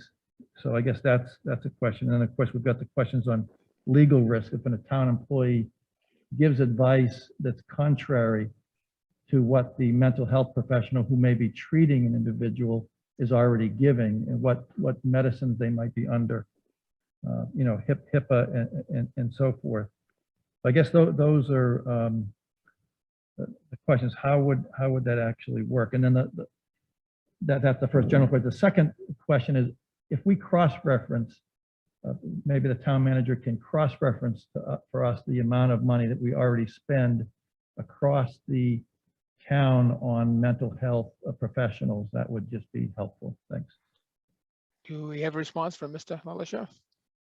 Thank you, Mr. Moderator. In terms of the free cash question, every fall in anywhere from 1 to 3 financial forums, the Finance Committee ultimately decides how much free cash they're willing to use to support the annual budget. And then it's up to Dr. Doherty and myself to decide what our priorities are. So, there's no choice or very few choices right now how to fund a new position. It's either you cut something or you pay it for it with free cash. But next year, if this position is approved by town meeting, next year, this position lines up with all the other positions in terms of priority. And then we draw the line under how much free cash FinCom has allowed. And, it's hard to look ahead that much, but based on FinCom's general approach, I'm pretty comfortable we're going to be able to afford this position. It's not going to be a one-time thing. So hopefully that answers kind of the free cash question. I mentioned earlier, Bernie, that I really can't add up the mental health costs. I don't know the school budget well enough. I should know our budget well enough, but there are some nuances. Again, we do have an Elder Human Services department, and much of the work they do is mental health related. Same with the veterans. I'm not sure we classify it, if you will, so carefully as to decide, how much is mental health or not. And in terms of sort of litigation or liability risk, this is work we're already doing in a number of ways. In public safety, Elder Human Services, the schools are doing it. So I don't think there's anything new in terms of, possible liability or overlap. The community is looking to us in certain cases to provide these services, whether or not they have health insurance. They need the actual resources. And, in terms of the sort of outsourced graduate students, if you will, again, they're not so much providing mental health advice as connecting people with services of experts that have mental health advice. So I just wanted to make sure that that's clear. And I see Chief Clark is going to add to what I've said. Chief Clark. Thank you, Mr. Moderator. And Mr. Horn, yeah, so just like we have a partnership with Respond, which is our domestic violence group that we work with, they have people who work out of the police station, help with the domestic violence follow-up. All the help, all the assistance goes under them. This mental health council would work in conjunction with Elliott Services and under Elliott Services license. So Elliott Services would actually hold the liability, not the town. And the difference between them and the referral service, like the town manager said, just to reiterate, these people are just offering referral services. They're not actually diagnosing clinical advice, nothing like that. This mental health person would be more of a clinician that could actually offer assistance, offer help. But again, it would all be through Elliott Services that the license would be under. But if this is somebody that could actually help us in real time, if the person's around, or for follow-up, can help with the Reading people with their follow-up and offer advice, again, because this would be a trained mental health professional, that's just what their job is. Thank you. Thank you. Further discussion on the proposed amendment? Mr. Moderator, we have Steven Zessis. Go ahead. Hi, thank you, everybody. I want to say that as a mental health professional who's been doing the work for about 25 years, I'm really heartened by all the discussion that's happened around this. So I'd like to thank everybody. I will end up supporting this amendment, but I want to throw something out that I'm hopeful will be helpful for all the different pieces of the town and the town governance to think about. The mental health field is extremely large. It is extremely separated in terms there are multiple funding sources. And sort of my feedback or thoughts for this group, select board or others that are there, is I'm wondering if there would be a way to sort of help prioritize what are sort of the felt needs, as sort of Mr. LaLasher has said. There is senior care, there's veterans care, there's social, there's the school social worker piece. There are clinicians who go out and do follow-up therapy. There are people that could go out and do potential ride-alongs with the police officers. Each one of those often is a little bit of a different sort of specialty and has a little bit of a different piece. My worry about one position is to ask someone to be doing case management, triage, going out. I think my worry is very quickly we would run into a situation where that person in that position would be very overwhelmed trying to get it. But I applaud sort of starting someplace and starting with one and sort of moving forward. So I hope these comments are in some way helpful. Thank you. Thank you. Further discussion on the proposed amendment? Mr. Moderator, we have Tom Grant. Mr. Grant. Thank you, Mr. Moderator. Tom Grant, Precinct 4. I just want to take maybe a step back and just ask town manager and perhaps the police chief, if you were to design an optimal structure for a position like this, or for a broader attempt at improving mental health services across the town, is this the way that you would do it?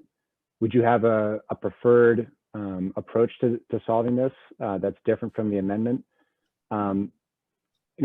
Like many, I'm very much in support of providing more mental health services to the town, but I am also thinking about trying to do it the right way. Chief Clark. Thank you. So, Mr. Grant and Steve, to your point, this is actually something towns near us, and I know last Thursday when I said that towns near us have that, some people don't like that answer, but it is something that we try to learn from other towns that already have it. If you don't need to reinvent the wheel, why bother if it's working and it's successful in other agencies? So there's other agencies that have this in place. I believe Wakefield's already one of them that's working on this now. And there's positions that have been ingrained with the police department for a couple of years now, to more than a couple of years. And we would look to them and talk to their public health departments, see how it works, what worked, what didn't work, and work together to come up with the best solution for Reading. But to answer your question, Mr. Grant, this is definitely a step in the right direction for us to get where we need to be. And always looking to improve, always looking to do better. But this is definitely the first step in that process, if that makes sense. Further Great, discussion? thank you. Further discussion on the proposed amendment? Mr. Moderator, we have Sean Neville. Mr. Neville. Hi, this is Sean Neville, Precinct 1. Barry Berman stated my thoughts more eloquently than I'll be able to here, but I'm also hesitant to kind of support this new position like this on the fly, even though I support the general idea. I'd like to go more through a fuller budget review and proposal like this when other positions get made available, that we kind of have a more formal review. A question for the town manager: you said this position is in the works. You talked about maybe next year. Is this something that could be formally proposed for the November town meeting to be funded for the back half of the year after some more research is done in the next few months? Mr. LaLachère. Thank you, Mr. Moderator. Sure, it could be, no question, but just if I wasn't clear, the chief has asked for this for a couple of years. This is not something sort of hatched on the fly. It may look that way, and I certainly am no expert to speak to it as others can, but this is not something made out of whole cloth. This is not something brought on by the pandemic. This is a need that was identified a couple years ago. We had just started to talk about it when a town meeting member, Nancy Doctor, brought it up, and I want to say it was at least 3 years ago. I don't remember exactly. So it's not necessarily that it's not well discussed or well hatched. In responding to an amendment for a budget, we're trying to be careful and understand what the person making the amendment is asking us to do, as opposed to us giving a presentation on what they should want us to do. So maybe there's a little bit of confusion there. I don't have any doubt that this position can be accommodated and adopted quickly. In terms of what would be the long-term ask, I mean, I can tell you right now that in public safety, if you want to cover something for 24/7, that takes 4 people if you do the math out a full year. So, I'm not going to ask for 4 employees, but I'm just saying, if you wanted this resource available literally around the clock, you're talking about having 3 or 4 employees. And in case it's not clear, and it may not be, the budget discussion tends to be focused on departments and line items, and that kind of silos an organization. And some of our neighbors are like that. We're not like that. So although this position has to live somewhere, and the coalition seems like as good a place as any, as has been mentioned, it will be a resource for everyone. It'll be a resource for all the other town departments and the school department. So, is it the ideal setup in this area? Yes, because we don't mind with the formality of the location is not important. I would not ever suggest currently that we centralize our mental health resources between the town and the schools. They need to be pushed out to where they're useful. So I hope that answers a couple of the questions. Bob, can I follow up quickly there? If you are comfortable with this position now, then why was the proposal to wait another year before putting it in the budget? We simply didn't have the funds. It was a long list of priorities, and we attacked them all, and this one just didn't quite make the list. It was discussed along with another half dozen things that we just couldn't afford. And yet FinCom was pretty generous on their budget. When we add positions, that's something we are especially careful about to make sure that the funding will be sufficient. The worst thing to do is to hire a person and then not to be able to afford them in the second year. I remember having this discussion with a former superintendent, Scatini, and he disagreed. He said, if I can bring a service to 1 year of children, it's worth it. And both my predecessor and I said, if we can't afford to hire a person for a long-term sustainable basis, we shouldn't do it. So that's another part that factors in here. And the fact that, if town meeting were to make this a priority, it immediately becomes my priority, frankly. I just have to find a way to sustain it, but it didn't make the list through the budget process because there were a lot of other things. Further discussion on the proposed amendment? Mr. Moderator, we have Caitlin Mercurio. Ms. Mercurio.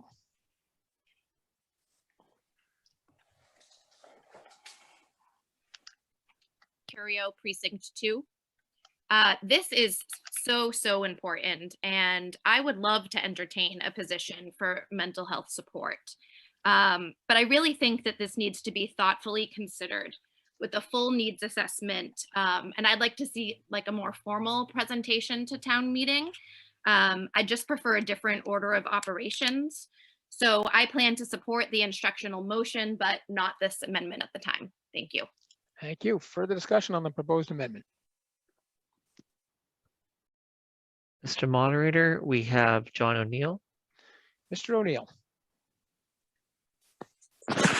Thank you, Mr. Moderator. John O'Neill, Precinct 4. I strongly support the motion. I think people should be aware of the fact that there aren't enough mental health resources in the state. So to the extent that you can add a particular resource that's dedicated to the town of Reading, I think that would be a plus. Also, I'm very aware, and people, I'm sure by the discussion already should be aware, that it wouldn't solve all our needs, but it would be a start, and it would give us another expert that would help facilitate discussions in the future as far as what further needs the town would have in this area. Thank you. Further discussion?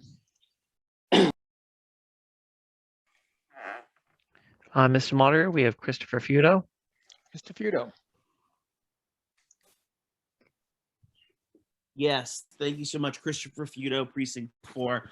I am a huge supporter of expanding mental health access, to our residents, and giving capabilities to the police department to assess mental health issues where they arise, and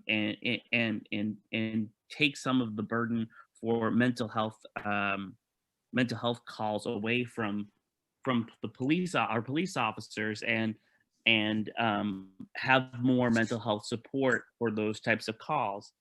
My concern with this amendment is we don't have a formal process whereby the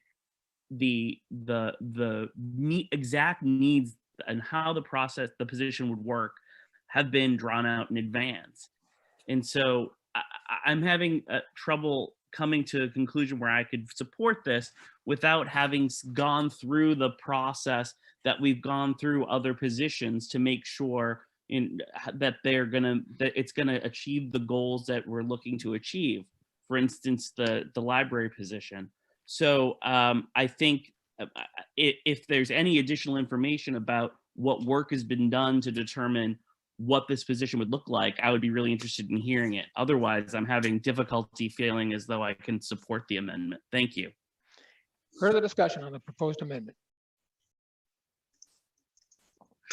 Mr. Moderator, we have Joe Carrahan. Mr. Carrigan.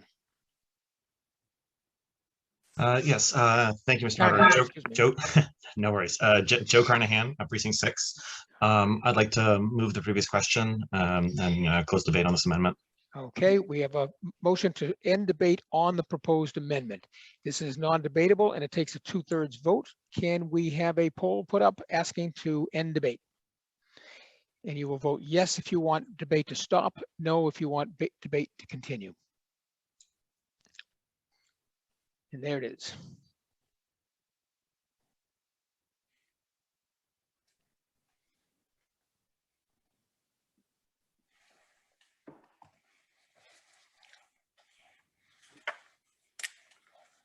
And do we have a vote in the pack? 3 yes, 3 no. Okay. And does the town clerk have a tally?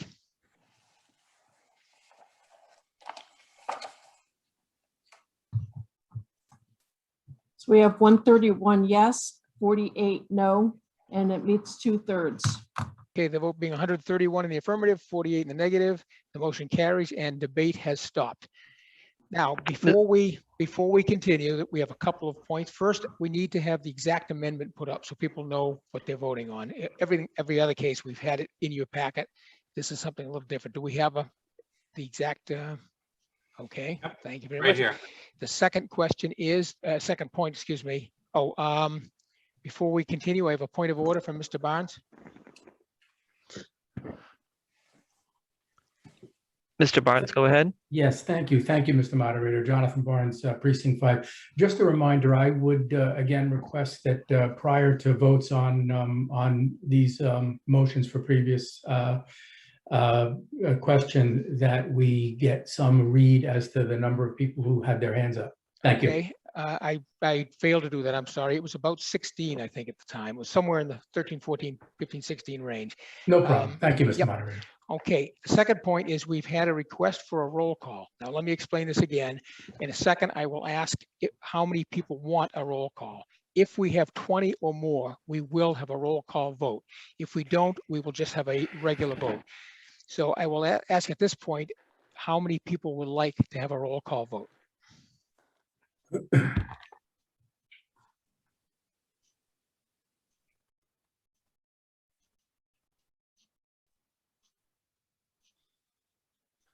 Okay, we have more than 20, so we will have a roll call vote. Now, what's going to be in front of your screen is a poll. Vote like you would on any other proposed amendment, and then what will happen is we will get a list of people by their votes and their names, and I will read them off. So if we could have the poll put up, this is again for the proposed amendment.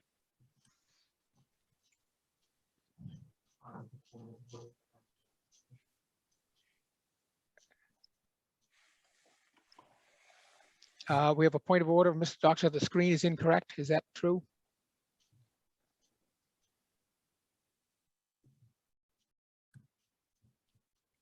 It should be 13 instead of 1. The total number is incorrect. Oh, the total, what is the total number? So we can change that.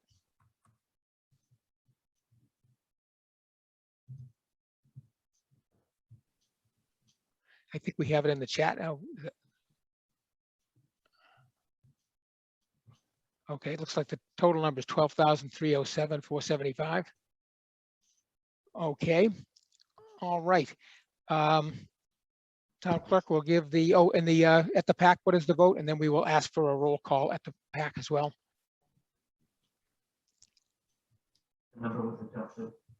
Okay, thank you. Mr. Crook, do we have the names of do we have a roll call at the PAC? Yes, we do. Okay, I will let you William start. Brown votes yes. Francis Burke, no. Bernard Horn, yes. Stephen Leahy, yes. Carla Nazaro, yes. Alicia Williams, yes. Okay, I missed the second name. I'm sorry. After Mr. Brown? The first name or the second name? Both, actually. Mr. Brown was yes. Yes. Mr. Burke was Burke, no. I'm sorry. Okay, Burke, no. Okay, I have the rest. I'm sorry. Steve, can you repeat the whole list, please? Okay. William Brown, yes. Francis Burke, no. Bernard Horn, yes. Stephen Leahy, yes. Carla Nazaro, yes. Alicia Williams, yes. Thank you. Okay. So we will first have the total, and then I will wait for the spreadsheet to read off the names.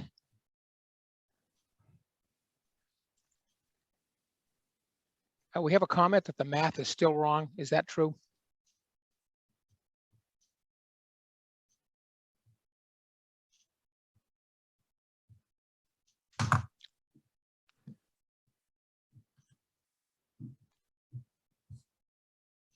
Okay. We had one person who misunderstood. Ms. Donnell, do we have a method of changing her vote?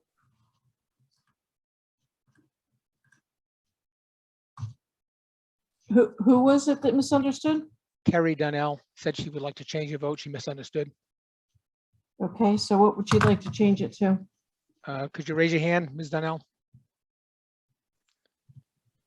Okay, can we call on her?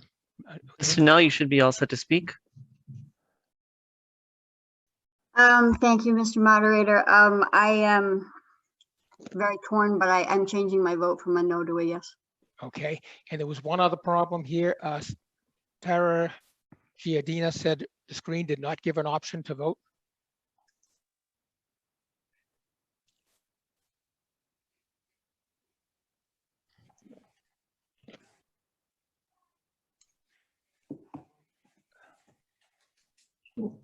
What is her vote? What is your vote? Can you raise your hand? Tara, you should be all set to speak. Hi, can you hear me? Yes. Yes, we. Hi, it's Tara Georgina, Precinct 3. It didn't show up on my screen to vote for this. My vote is yes. Okay, you may want to call our help desk to see if there's a problem with that, but we will record that. Okay, thank you. And then Kristen LaChance, you're saying you don't think your vote went through.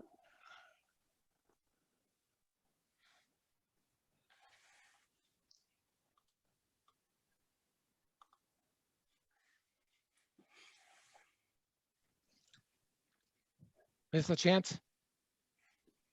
Kristen, can you please raise your hand? Thank you. Go ahead. Yes. Hi, can you hear me? Yes. Okay, yeah, I just I voted yes, but before I could hit submit, the screen disappeared, so I'm not sure that it went through. Okay, could we check that? I will. Okay, thank you. And another one, Emily James did not submit in time, but is a yes. So could you record that as well? Emily James, yes. Yep. Okay, and Anne Marie, the last name is cut off here. Did you not vote?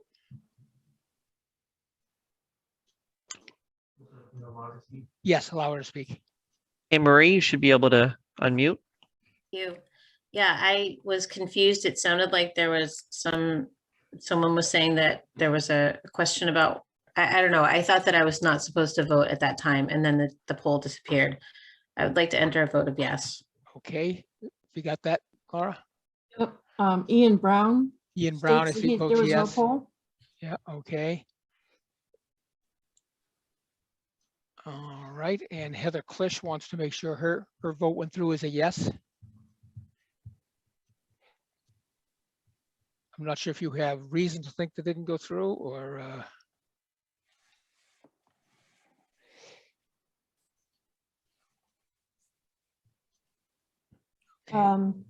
And Peter Brown is a yes. Ian, can you confirm that, please?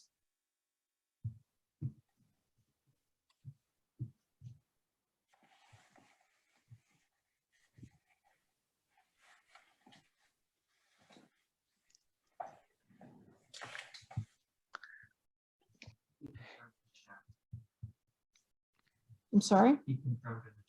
Okay, thank you.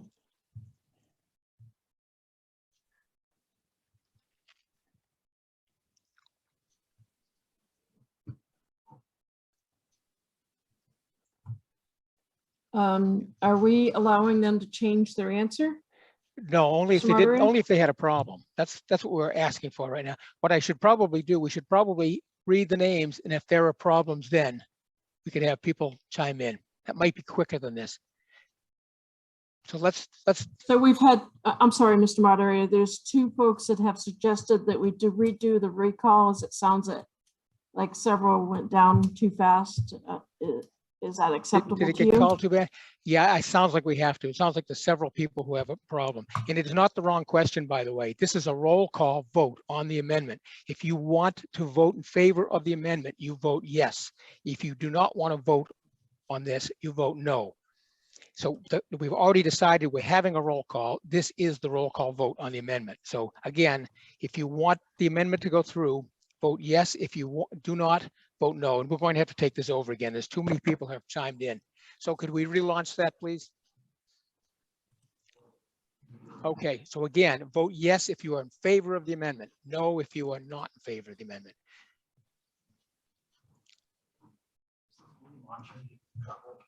Hmm? That's not a big deal. And I'm going to ask the PAC if anything changed there. Any changes? No. Okay.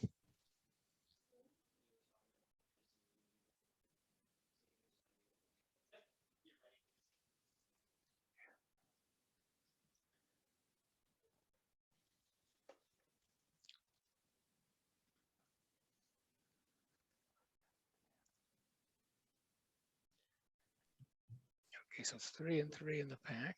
Oh.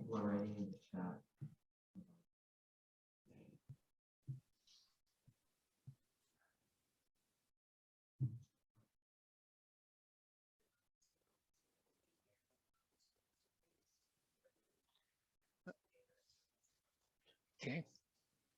Okay, do we have a total? And again, keep in mind the pack.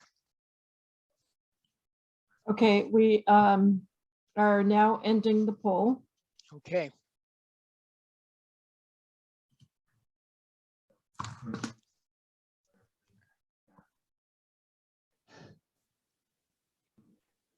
Okay, keep that in mind. Caitlin Mercurio said she voted incorrectly. Should be a no vote.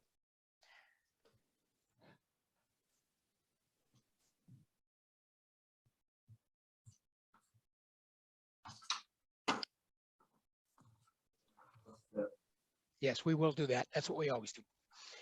Yep. Yeah. Yeah. No, no.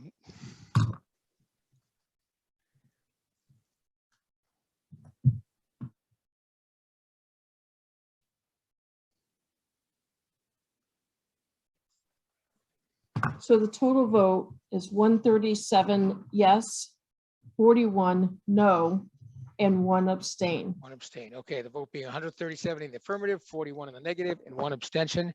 The motion carries, but we will now read the roll call.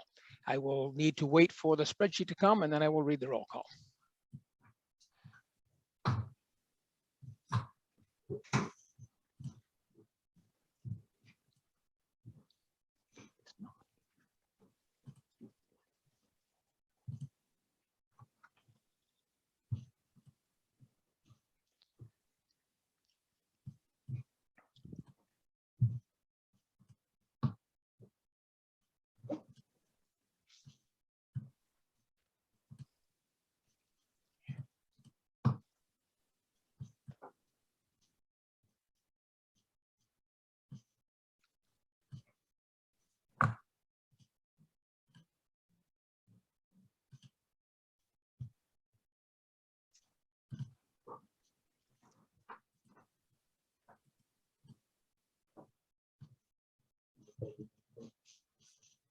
I'm sorry.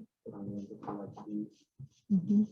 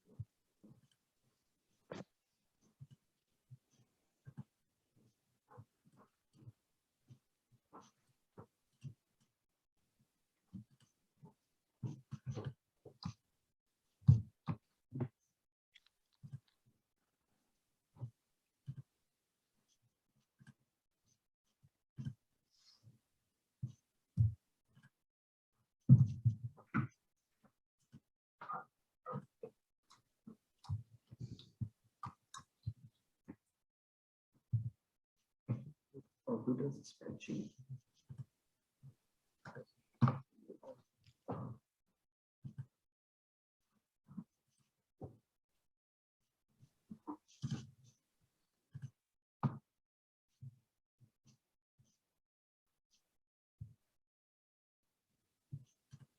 Okay, Alan, it got sent to you. Okay, let me just open it.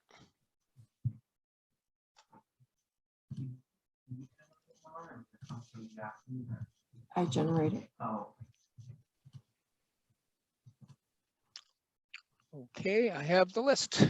Here we go.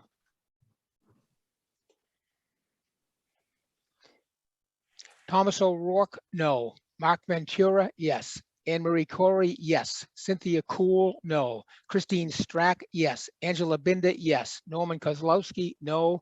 Tony Capabiano, yes. Lorenzo Columba, yes. John Dever, no. Sarah Doan, yes. Janice Jones, yes. Kendra Cooper, no.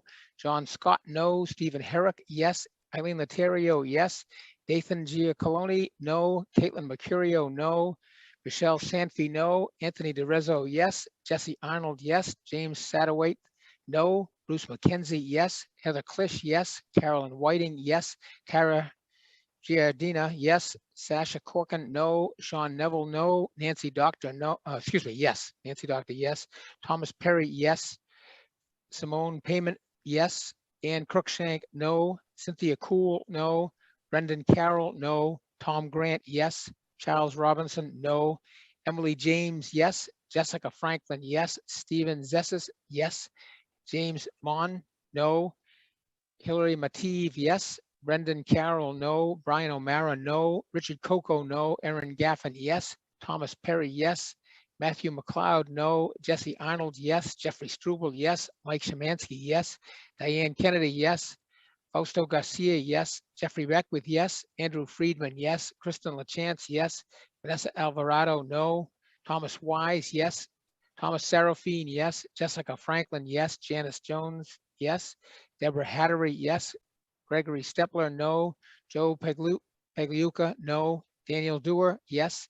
Nancy Doctor, yes. Joe Carnahan, no. Robert Coulter, no. Jeffrey Jadul, yes. Thomas O'Connor, yes. Gordon McIntosh, yes. Roy Benjamin, no. Greg Salvatelli, no. Ann Landry, yes. Brandon Chapman, no. Laura Fusco, no. Kyle Anderson, yes. Nick Boivin, no.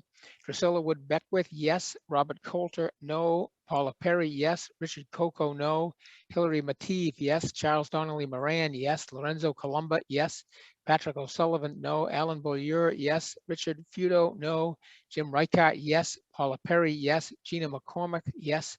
Dave Murdoch, yes. Karen Janowski, yes. Meredith Yoder, yes. Jim Reichart, yes. Brandon Chapman, no. Patrick O'Sullivan, no. Jennifer Hillary, yes. Bob Ferrari, yes. Fausto Garcia, yes. It sounds like some of the names are being repeated here.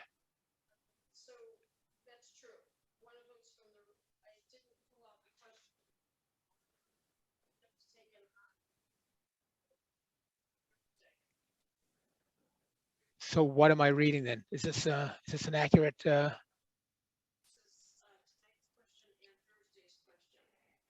we call out just tonight's question?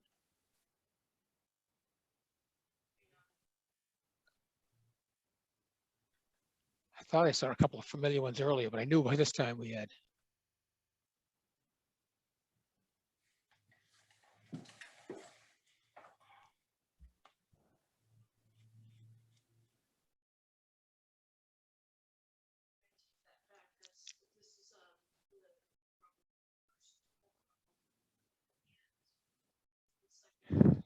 Is there a way of culling that out?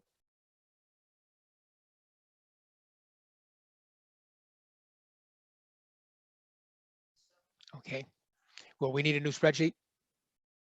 Okay, I just been informed I'm not sure if you can hear the town clerk, but the two lists were combined. We're going to have to cull them out and then I will have to start the list again.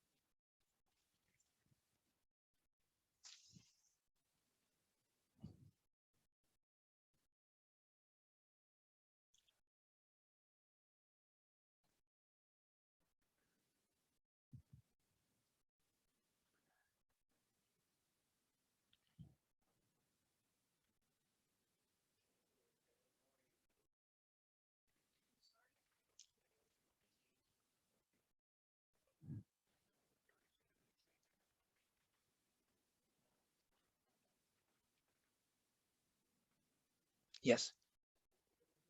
Not yet.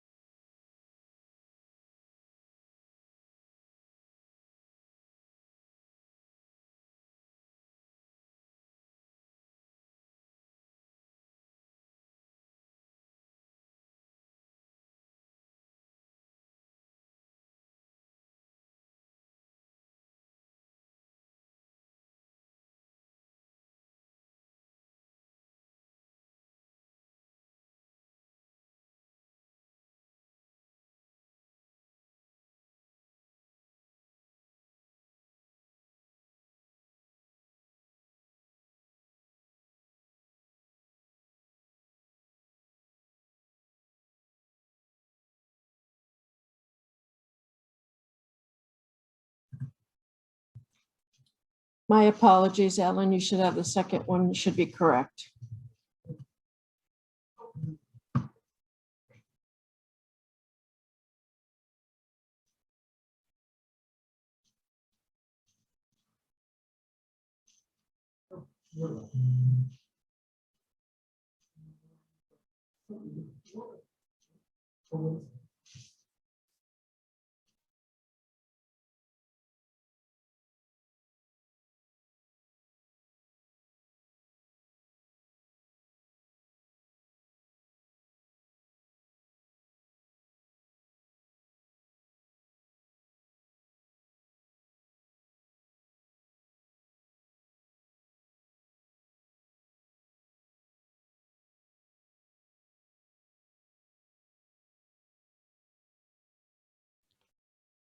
And it went away. Let's see. Okay, here we are. Now we're back. All right. John Breslin, yes. Thomas Perry, yes. Kristen LaChance, yes. Vanessa Alvarado, no. Paula Perry, yes. Emily Sisson, yes. Michelle Greenwald, yes. Gaetano Mangiello, yes. David Firebend, yes. Liz Whitelam, yes. Ian Brown, yes. Anne Marie Corey, yes. Christine Strack, yes. Mike Shemansky, yes. Diane Kennedy, yes. Deborah Hattery, yes. Joe Pagliuca, no. Jennifer Hillary, yes. Rochelle Garcia, yes. Brian O'Mara, no. John O'Neill, yes. Eric Burkhart, no. Christine Lusk, yes. Sean O'Connor, no. John Sullivan, yes. Amy Cole, yes. Laura Wilson, no. John Sasso, yes. Michelle Sanford, no. Tara Giardina, yes. Jessica Franklin, yes. Robert Coulter, no. Alan Beaulieu, yes. Marianne Downing, yes. Lorraine Conway, yes. John Weaver, yes. John Corbett, yes. Kenneth Tucci, yes. Laura Joelson, yes. David McIsaac, yes. Andrew Friedman, yes. Kerry Perry, yes. Gregory Stepler, no. Sheila Reichart, yes. Susan Craven, yes. Alan Mosier, yes. Sheila Mulroy, yes. Mark Doxer, yes. Jonathan Barnes, yes. Mary Ann Tompkins, yes. Charles Donnelly Moran, yes. Stephen Herrick, yes. Nancy Doctor, yes. Thomas Wise, yes. Jeffrey Jadul, yes. Patrick O'Sullivan, no. Jim Reichart, yes. Nick Boivin, no. Nancy Toomey, yes. Karen Janowski, yes. Patricia Lloyd, yes. Karen Gately Herrick, yes. Sarah Brucolacchio, yes. Sarah Doan, yes. Vanessa Silva, yes. Mary Ellen O'Neill, yes. Caitlin Mercurio, yes. Barry Berman, no. Jean Borowski, no. Eileen Laterio, yes. Thomas O'Rourke, no. Heather Klisch, yes. Stephen Zessis, yes. James Mon, no. Brendan Carroll, no. Richard Coco, no. Gordon McIntosh, yes. Hillary Mative, yes. Lorenzo Columba, yes. Jessica Tran, yes. James Bonasoli, yes. Carolyn Whiting, yes. Vicky Fortan, yes. Richard McDonald, no. Gina McCormick, yes. John Arena, yes. David Talbot, yes. Harry Simmons, yes. Phil Pacino, abstain. Carl Weld, yes. Marcel Dubois, yes. Megan Fidley Carey, no. Daniel Dewar, yes. Todd Merkel, no. Daniel Ensminger, yes. Jesse Arnold, yes. Jeffrey Struble, yes. Bob Ferrari, yes. James Satterwhite, no. Diana Halsey, yes. Charles Robinson, yes. Ann Cruikshank, yes. Anthony DeReggio, yes. Roy Benjamin, yes. Beth Sherland, yes. John Dever, no. Paul Sylvester, yes. Tom Grant, yes. David Panett, yes. Lynn Cameron, no. Jeffrey Beckwith, yes. Nathan Giacalone, no. Dave Murdoch, yes. Brandon Chapman, no. Ronald Fotino, yes. Audra Cashin, yes. Aaron Tierney, yes. Michael Giacalone, no. Carl Anderson, yes. Nancy Zimlak, yes. Daniel Pastore, yes. Ed Ross, no. Kendra Cooper, no. Joanne Manville, no. Angela Binda, no. Bruce McKenzie, yes. Drusilla Wood Beckwith, yes. Fausto Garcia, yes. Sean Neville, no. Joe Carnahan, no. Jeannie Thomases, no. Heidi Wise, yes. Kevin Leet, yes. Aaron Gaffin, yes. Tony Capabiano, yes. Jeffrey Coram, yes. Emily James, yes. Mark Ventura, yes. Denise Iozzo, yes. Kelly Malone, yes. Teresa Wiggins, yes. John Miles, yes. Linda Doxer, no. Sasha Corkin, no. John Halsey, yes. Carlo Bacci, yes. Cynthia Cool, no. Janice Jones, yes. Simone Payment, yes. Kerry Dunn, yes. John Scott, yes. Melissa Murphy, yes. Allison Sillers, no. Thomas O'Connor, yes. Howard Cohen, yes. Ann Landry, yes. Kate Goldlust, no. Eileen Manning, yes. Jim Martin, no. Meredith Yoder, yes. Laura Fusco, yes. Donna Beaulieu, yes. Joseph Serafine, yes. Eric Gaffin, yes. Helena Johnson, yes. Jason Clark, yes. Christopher Fudo, no. Sean Brandt, yes. Norman Kozlowski, no. Matthew McLeod, yes. Lisa Bibo, yes. Eric Bergstrom, yes. Martha Moore, yes. Stephen Cool, yes. And that is it. If, And Mr. Moderator, if I yes. could address a couple of questions in chat. Okay. Caitlin, your vote will be fixed, so it is a no. And Angela Binder, the answer to your question is no, it was not read twice. Okay. And Peter Brown is a yes. Okay. And once again, could I have Mr. Crook read the 5 names in the pack? William Brown, yes. Francis Burke, no. Bernard Horn, yes. Stephen Leahy, yes. Carla Nazaro, yes. Alicia Williams, yes. I said 5, but it was 6, excuse me. Okay, and as we said, the vote being 137 in the affirmative, 41 in the negative, the motion carries. Now, any other business under section J?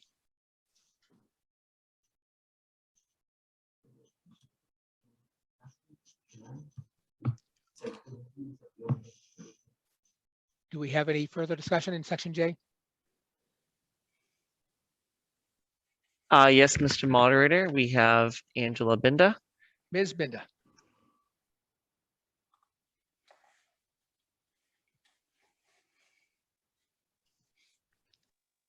Angela? No, it was raised previously. All set. Thank you. Okay, no problem. Any further discussion? Mr. Moderator, Nancy Doctor. Ms. Doctor. Nancy Doctor, Precinct 1. I'd like to ask the chief on page 81 regarding the budget. I'm looking at the overtime. It's been consistent, running about $500,000, give or take, for quite some time now. With this new position, unless the overtime's tied into collective bargaining, should we be able to see that number go down given the number of hours that officers have had to deal with behavioral health issues? I'm hoping this new position actually frees them up to do policing. Again, thank you very much. Thank you. Do we have a response from the chief? Mr. Chief Clark. Thank you, Mr. Moderator. To answer your question, it's no, there's this calls for service, staffing, the staffing, court time, and training costs are all built into there for overtime. So I don't see, honestly, a reduction in that, because when we've covered the health-related calls, they've been during the shift with the current staffing of the shift.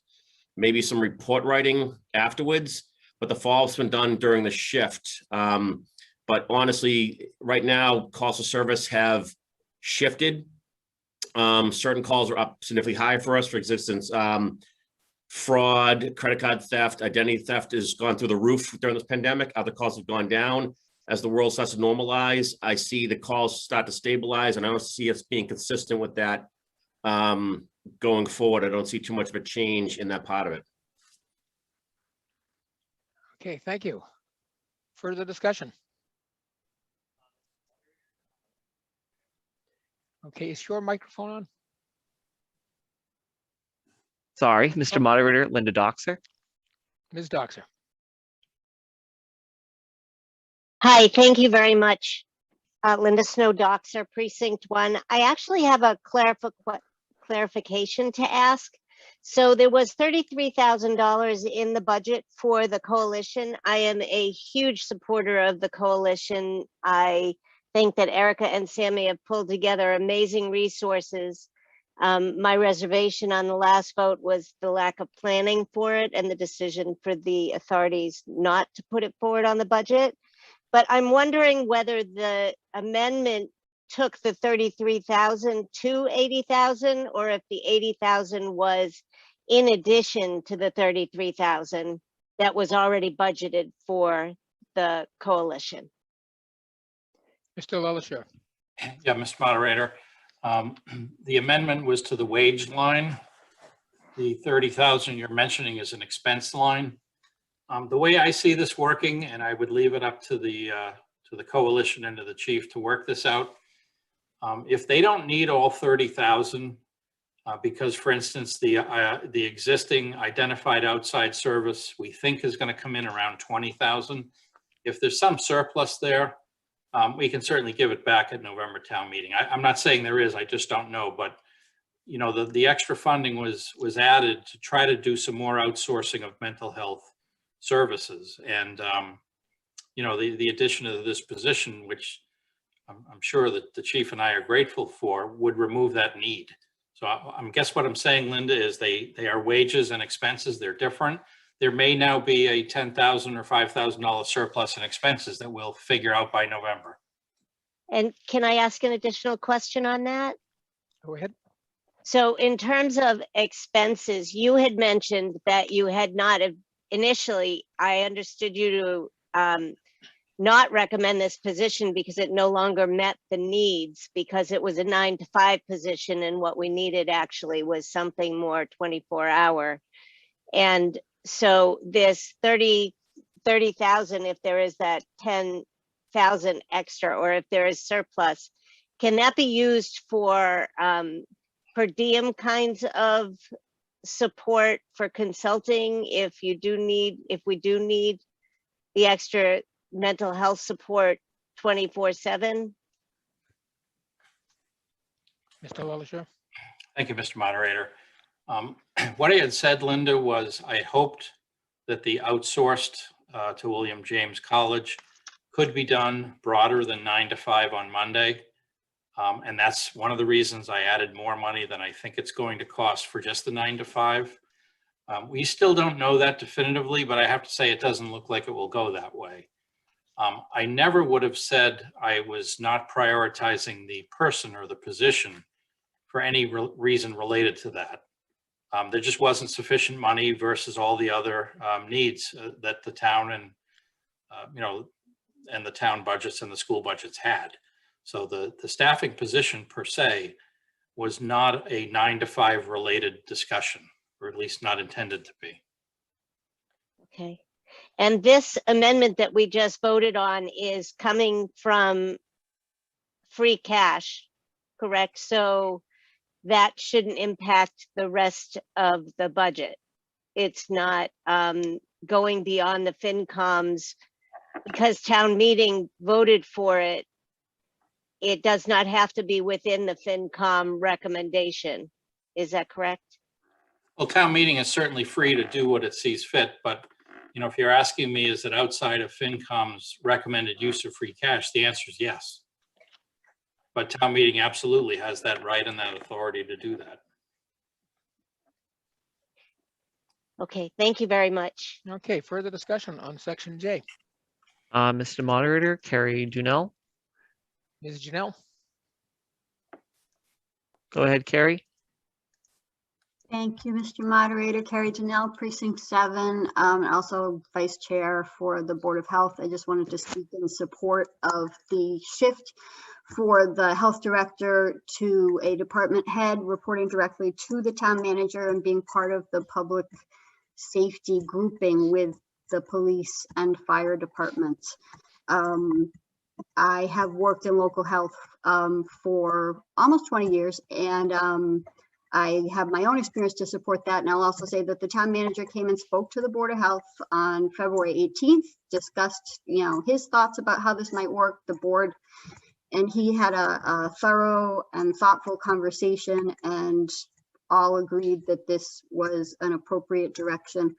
I speak to this in part because I have gotten some questions about it from members of the public, and I've heard this referred to as a merger in other instances, and that's not actually the case. The health director, the health department would be an independent unit So I think this is an excellent move, and I think it's a great opportunity for the community.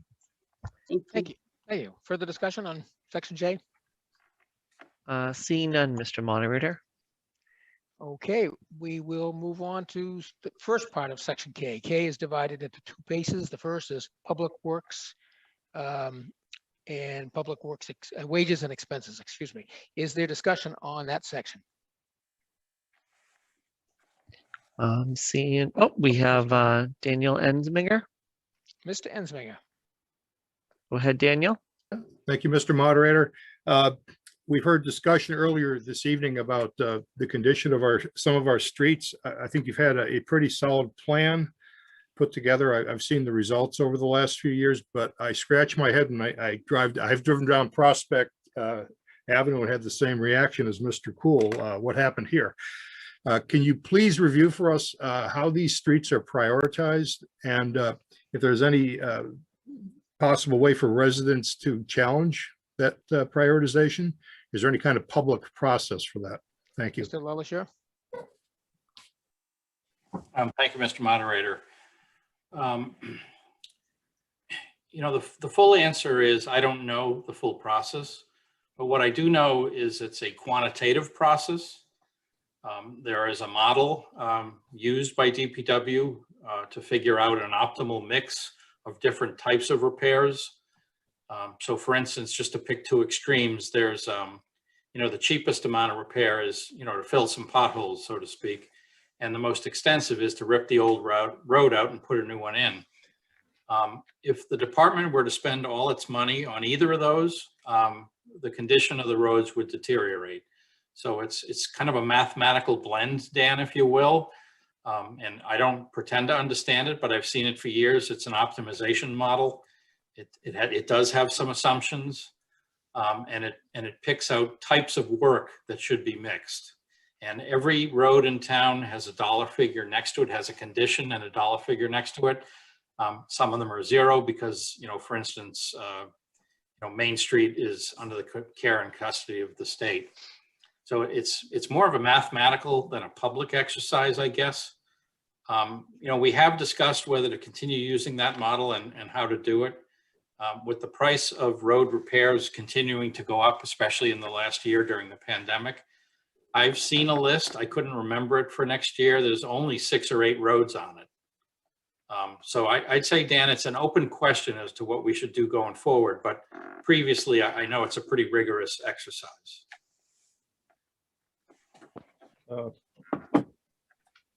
I still on? Yes, you are. Is there a public process ever considered for this?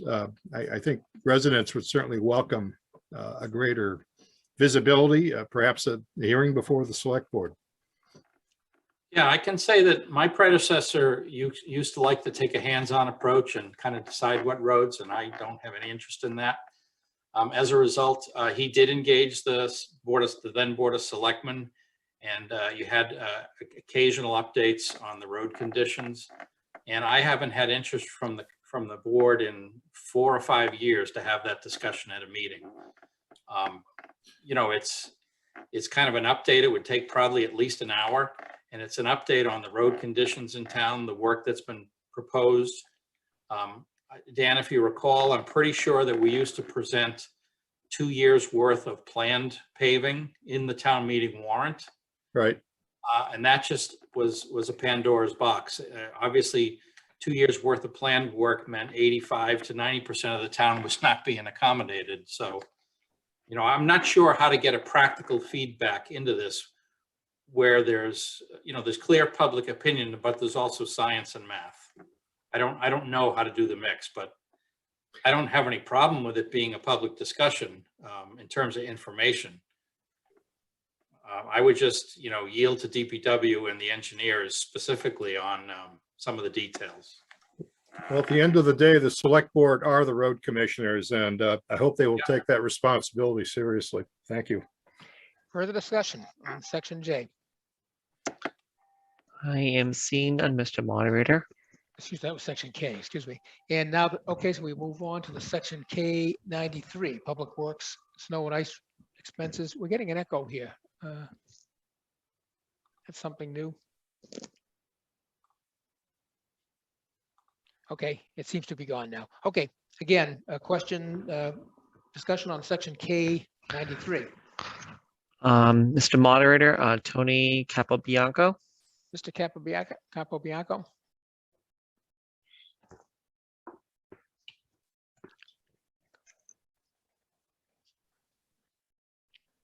Tony?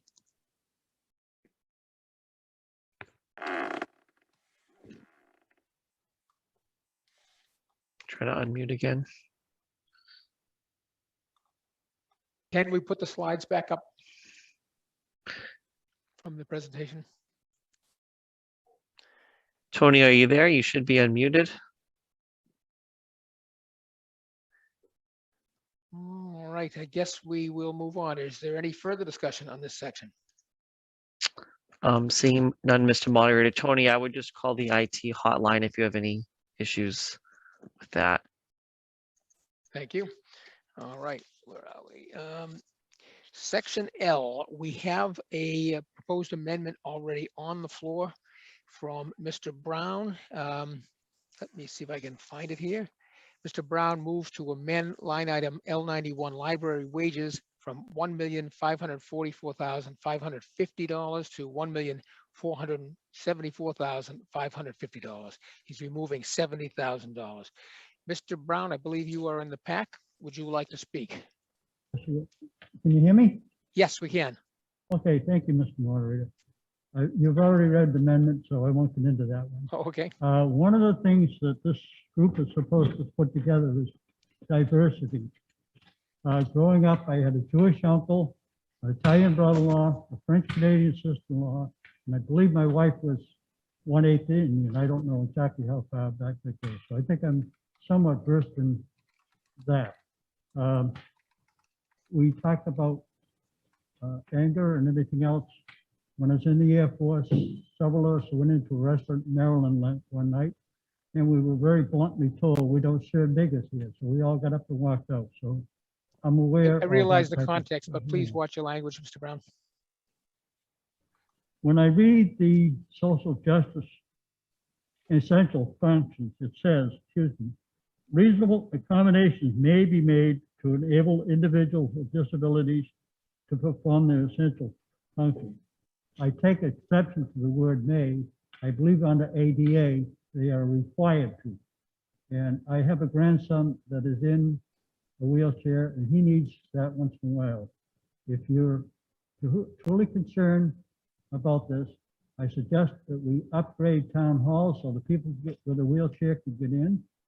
And once they're in, they can use the bathroom. Presently, they cannot. So I think this position to me is a hollow tube. This position cannot do anything. They cannot persecute anybody that gives graffiti, spot stickers, or whatever you want. To me, it's just a feel good. You're going to get people together, the same thing, same ideas. You're all going to hug each other and say, what a wonderful job. And I will guarantee you, 2 years down the road, we'll have this position will be so overwhelmed, they'll have to have another position. We've seen that many, many times. Years ago, we started out with one planner. I believe we have 3 now and an economic development person. Please, I ask you, do not vote for this position. Thank you. We have a point of order from Mr. Ensminger.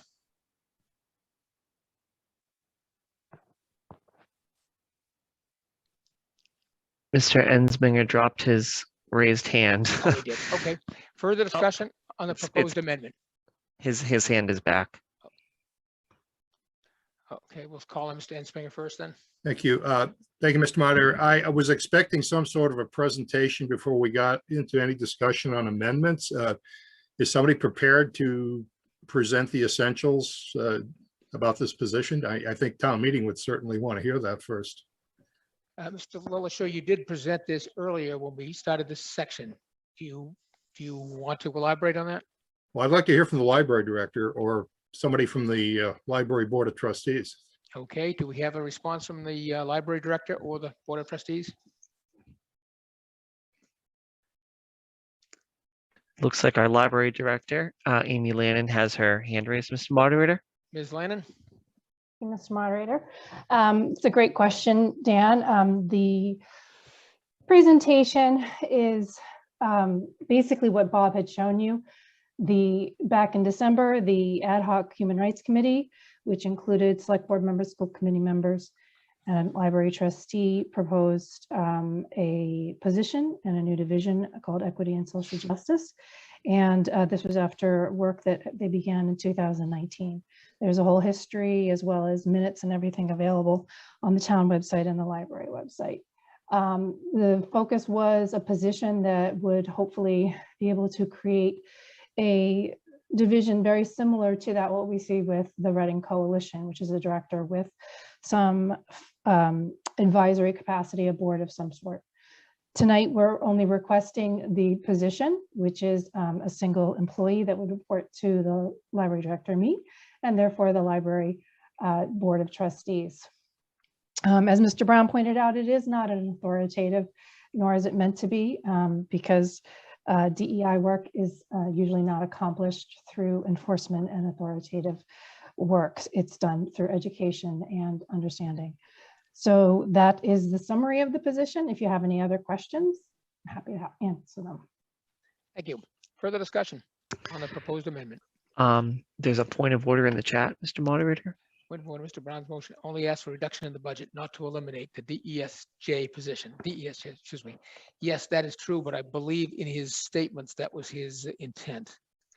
Now, do we have, Mr. Lelisher, what is the rule on that?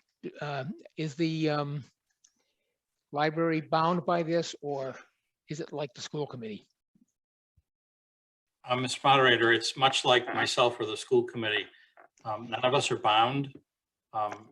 Earlier I had said, if town meeting wished to do it, I would agree, but it really is up to the budget authority. So it's up to the trustees in this case.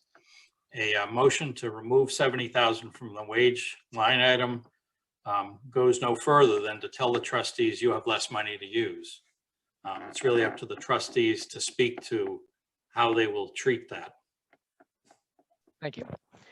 Is there further discussion?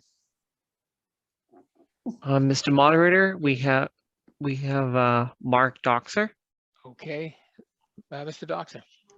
I think we have Mr. Grimes too, but yeah, we'll go with Mr. Doxer first, then we'll come back to Andrew Grimes. Okay, Mr. Doxer. Thank you, Ms. Moderator. Good evening, fellow town meeting members. Mark Doxer, Precinct 1 and member of the Select Board. I speak in opposition to the proposed amendment. As I mentioned in my State of the Town address in the warrant, our town has been facing many challenges that have included hate incidents, racial and social injustice, discrimination against persons with different beliefs, perhaps than our own, people with disabilities, and others who perhaps are not part of the majority in our town. These challenges are in Reading. They're also not unique to Reading. Many communities in Massachusetts and around the country are facing similar challenges. We need not be ashamed to admit that we have these issues, but most importantly, we need to say that they're unacceptable and that we as a town are facing directly into them. As the library director just mentioned, 2 years ago, the Select Board created an ad hoc committee to work with the volunteer resources, including elected and appointed boards of the town, members of the Human Relations Advisory Committee, residents, town staff, including some department heads, and the town manager, all to determine the best path forward. The process was sound and had no predetermined solutions. The committee came back and voted unanimously to create a new division at the library and highlighted the need to hire a paid full-time director to manage this. Our part-time volunteer efforts could not do all that is required. This full-time director under the library is the model the committee recommended, and we should applaud them for their deliberation and service. The budget tonight in this line item of library wages funds the recommendation from the ad hoc committee. As Bob earlier stated, it is one of the 2 highest priorities for the town in this budget and has the support of town department heads. It has the unanimous support of the library board of trustees. It's one of the select board's top priorities for the town, and it won the select board's strong support. It has included a lot of public discussion at meetings of multiple boards and committees. Bottom line, we have an opportunity to be a more welcoming community and to join the ever-growing ranks of communities prioritizing a director of equity and social justice. This supports our residents, our students, businesses, patrons, and visitors to the town. I encourage my fellow residents to join me in supporting this need, this effort, this line in the budget, and voting down the amendment to reduce the wage line item. Thank you. Thank you. Mr. Grimes.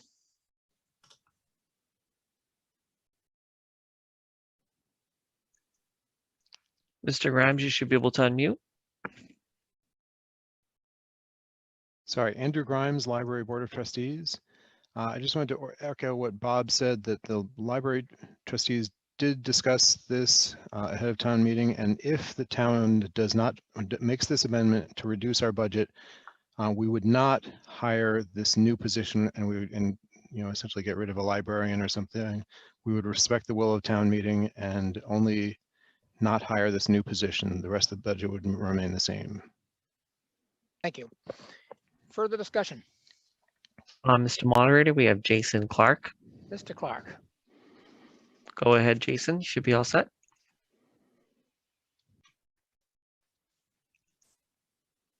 Hello, can you hear me? Yep. Thank you.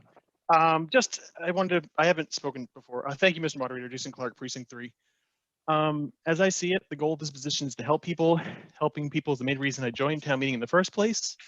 When I've tried to think about being a town meeting member and how being a rep helps people, I've often had to think about it from a distance. Approving this article will make it easier for restaurants to renovate and help drive business in town. Supporting this land sale will bring income to the town and thus save money elsewhere. But on this issue, as with the mental health issue we just voted to create, and I have no doubts. And of course, that position we just created, this position's had months of work and preparation go into it. I think this is an opportunity to use the power of my vote as a town meeting member to directly help the people in this town. And I believe this position's role in assisting community members with social services is the other major piece we need, along with the other discussions we've had at this meeting. So I am very much in favor of this position, and I will wholeheartedly vote against this amendment, and I encourage my fellow town meeting members to do the same. Thank you. Thank you. Mr. Brown has a follow-up from the pack. Let's see. Yep, we can hear you.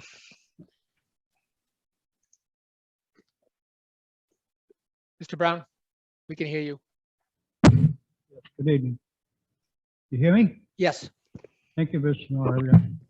When the vote is taken, I request a roll call vote, sir. Okay, I will make a note of that. Thank you. Okay, further discussion. We also have Stephen Leahy at the pack. Okay, Mr. Leahy.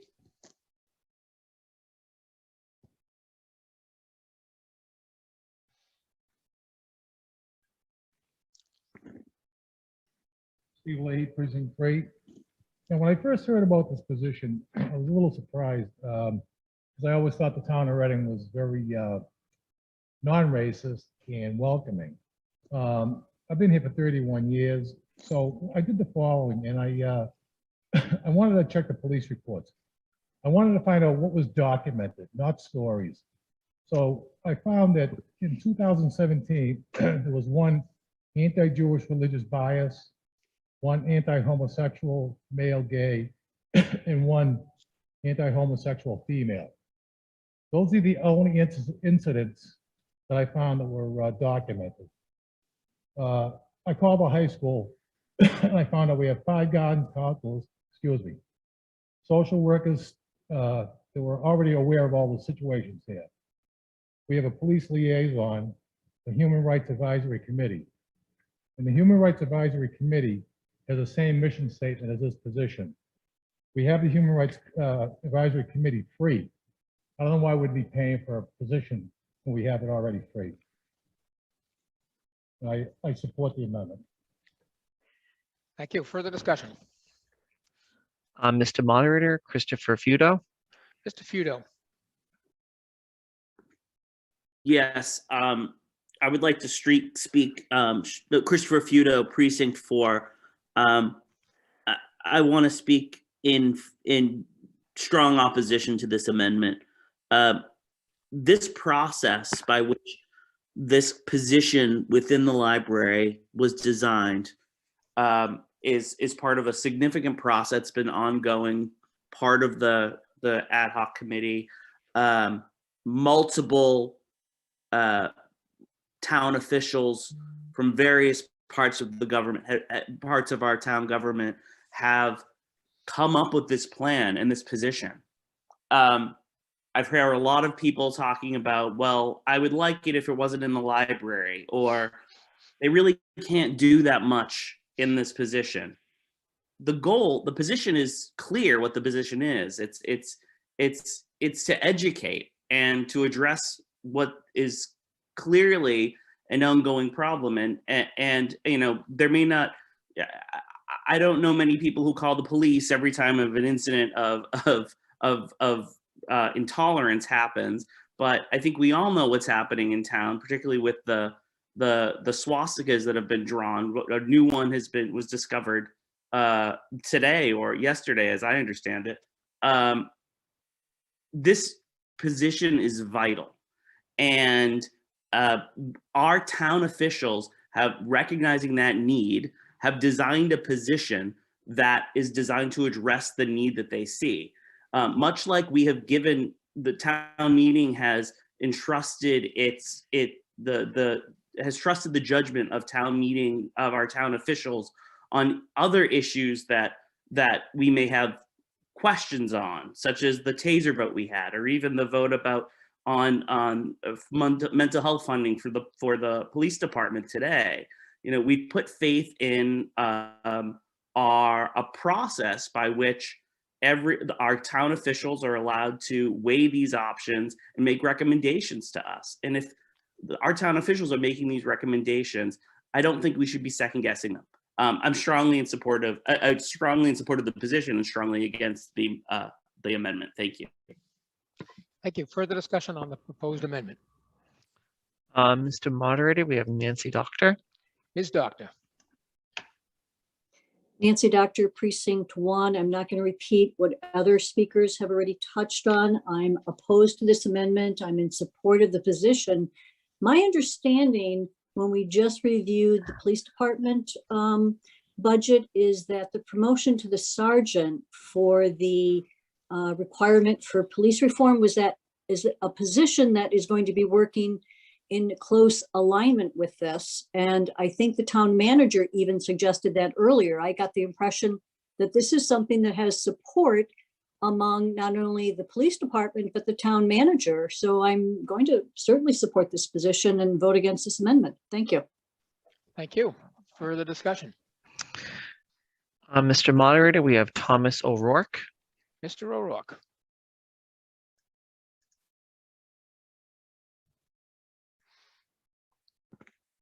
Thomas, you should be all set to unmute. Oh, thank you. Okay, can you hear me? We can hear you. Okay, thank you, Tom O'Rourke. Thank you, Mr. Moderator. Tom O'Rourke, Precinct 2. I first want to say I feel like I won the lottery. I've been trying to speak for the last few nights and I finally was able to get in. So I know it's a downside of the process, but I want to speak in favor of the position and against the amendment. I do want to comment. I know town meeting members spoke about the lack of documented incidents, and certainly I think fact finding is very important in these discussions, but I would also submit that the nature of this work, I'm sure there are many, many instances that go unreported for some very obvious reasons. I think it's already been said, we have issues in the country in Massachusetts, and in particular in Reading, and I won't repeat what others have said, but I did receive a letter from a member of my precinct personally requesting support for the position and sharing a very relevant story of her child's experience with online harassment by a former Reading student. So I think there's a lot of pain out there with respect to equity and social justice. My experience over many years in business is that addressing significant issues requires dedicated resources, tools, focus, and engagement. Paid positions ensure accountability, capability, and commitment.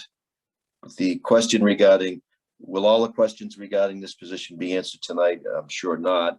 But as was said regarding one of the other points of discussion earlier this evening, the work of the Director for Equity and Social Justice is to help address some of the questions and to provide recommendations and solutions, and a lot of which someone spoke earlier. And it's soft stuff perhaps to some people, but the soft stuff is the hard stuff. And it's awareness, training, communications, education. The town manager, select board, and other leaders and residents have invested a lot of time and effort in studying the issue and supporting the hire. It's a top priority as identified by our town manager. It's a budgeted position, and I support meaningful change here in Reading, so I will vote yes for the position and not in favor of this amendment. Thank you. Thank you. Further discussion? Mr. Moderator, we have another comment from the PAC. Okay, is it Ms. Williams? Yep. Ms. Williams. Can the PAC unmute their mic, please?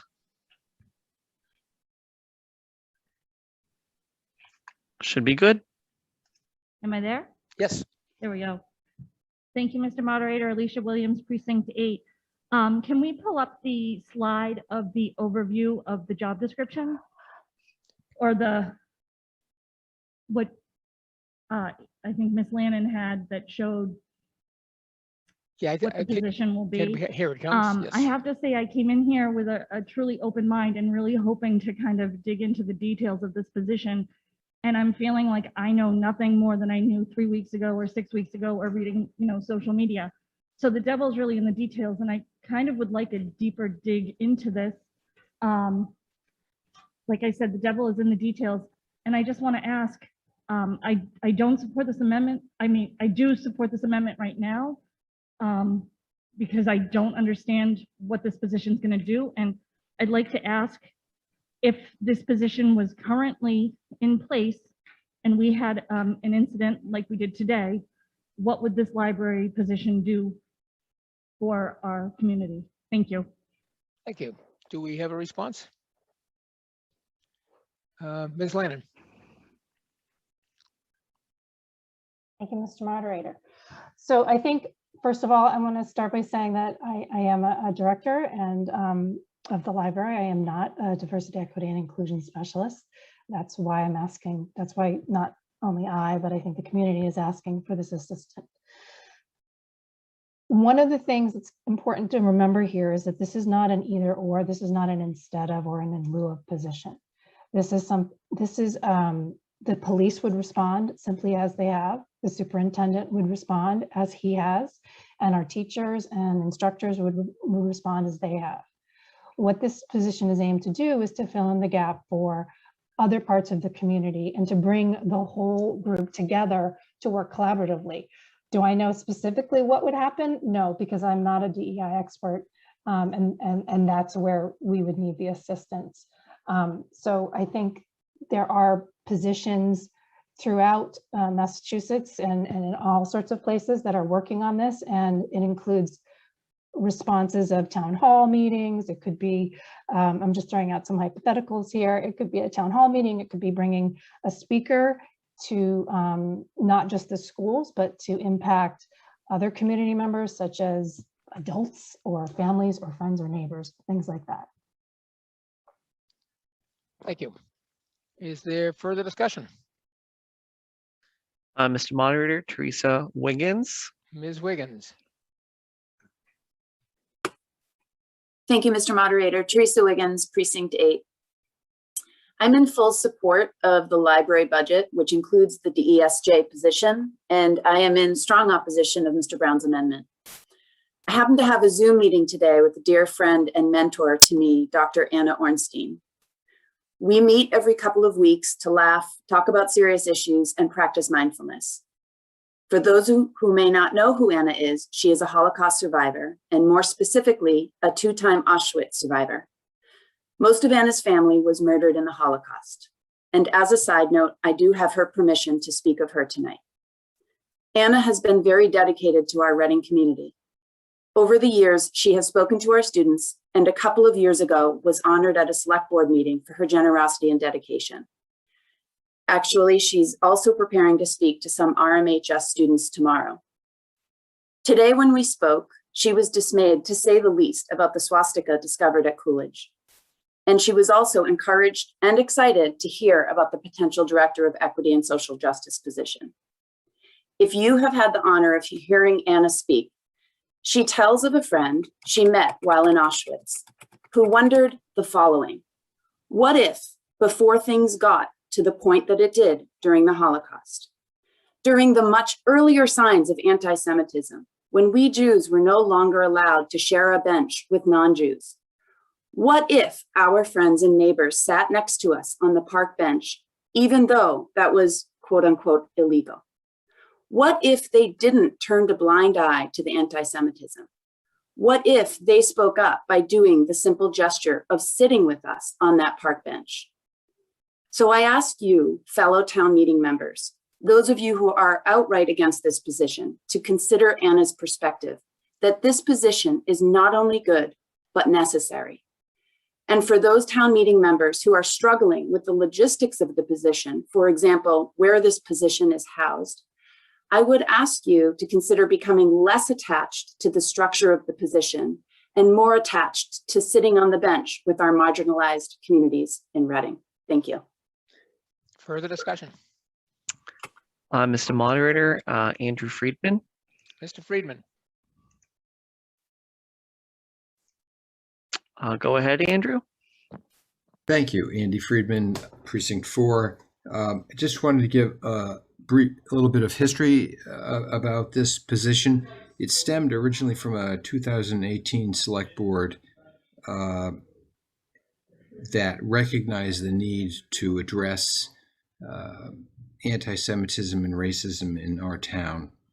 And those 5 board members voted to create the ad hoc that developed this position. And those same 5 board members are all former board members now and sit on town meeting. And I hope they will support this with me. So I would like to speak up against this amendment. Thank you. Further discussion? Mr. Moderator, Marianne Downing. Ms. Downing. Go ahead, Marianne. Hi, thank you. I'm not speaking either way on the amendment like Ms. Williams. I have questions for the library about an aspect of this position that I have not seen discussed, but is all over the library website, and that is the alliance that goes with it, the RAESJ.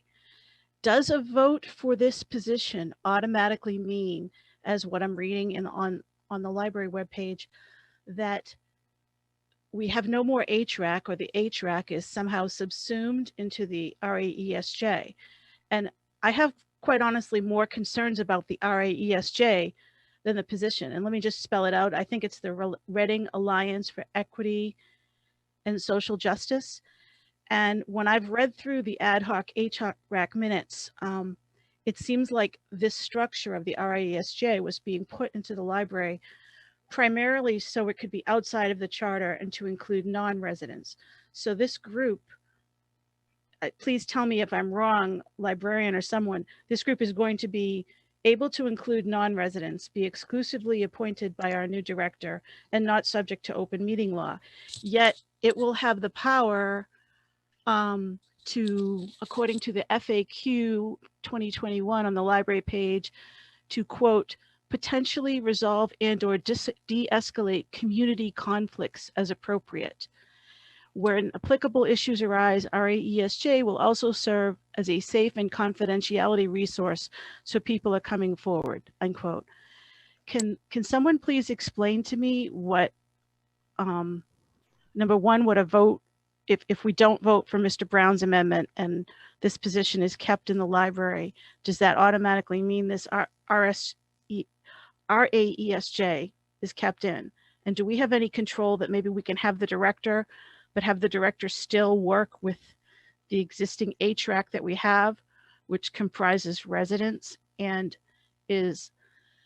has open meeting law? Because I strongly feel that when we have horrible incidents like today and other incidents, that the taxpayers of Reading deserve to know how they're being addressed, and be able to attend, be notified of the meetings when these topics are discussed, be able to see the minutes of those meetings.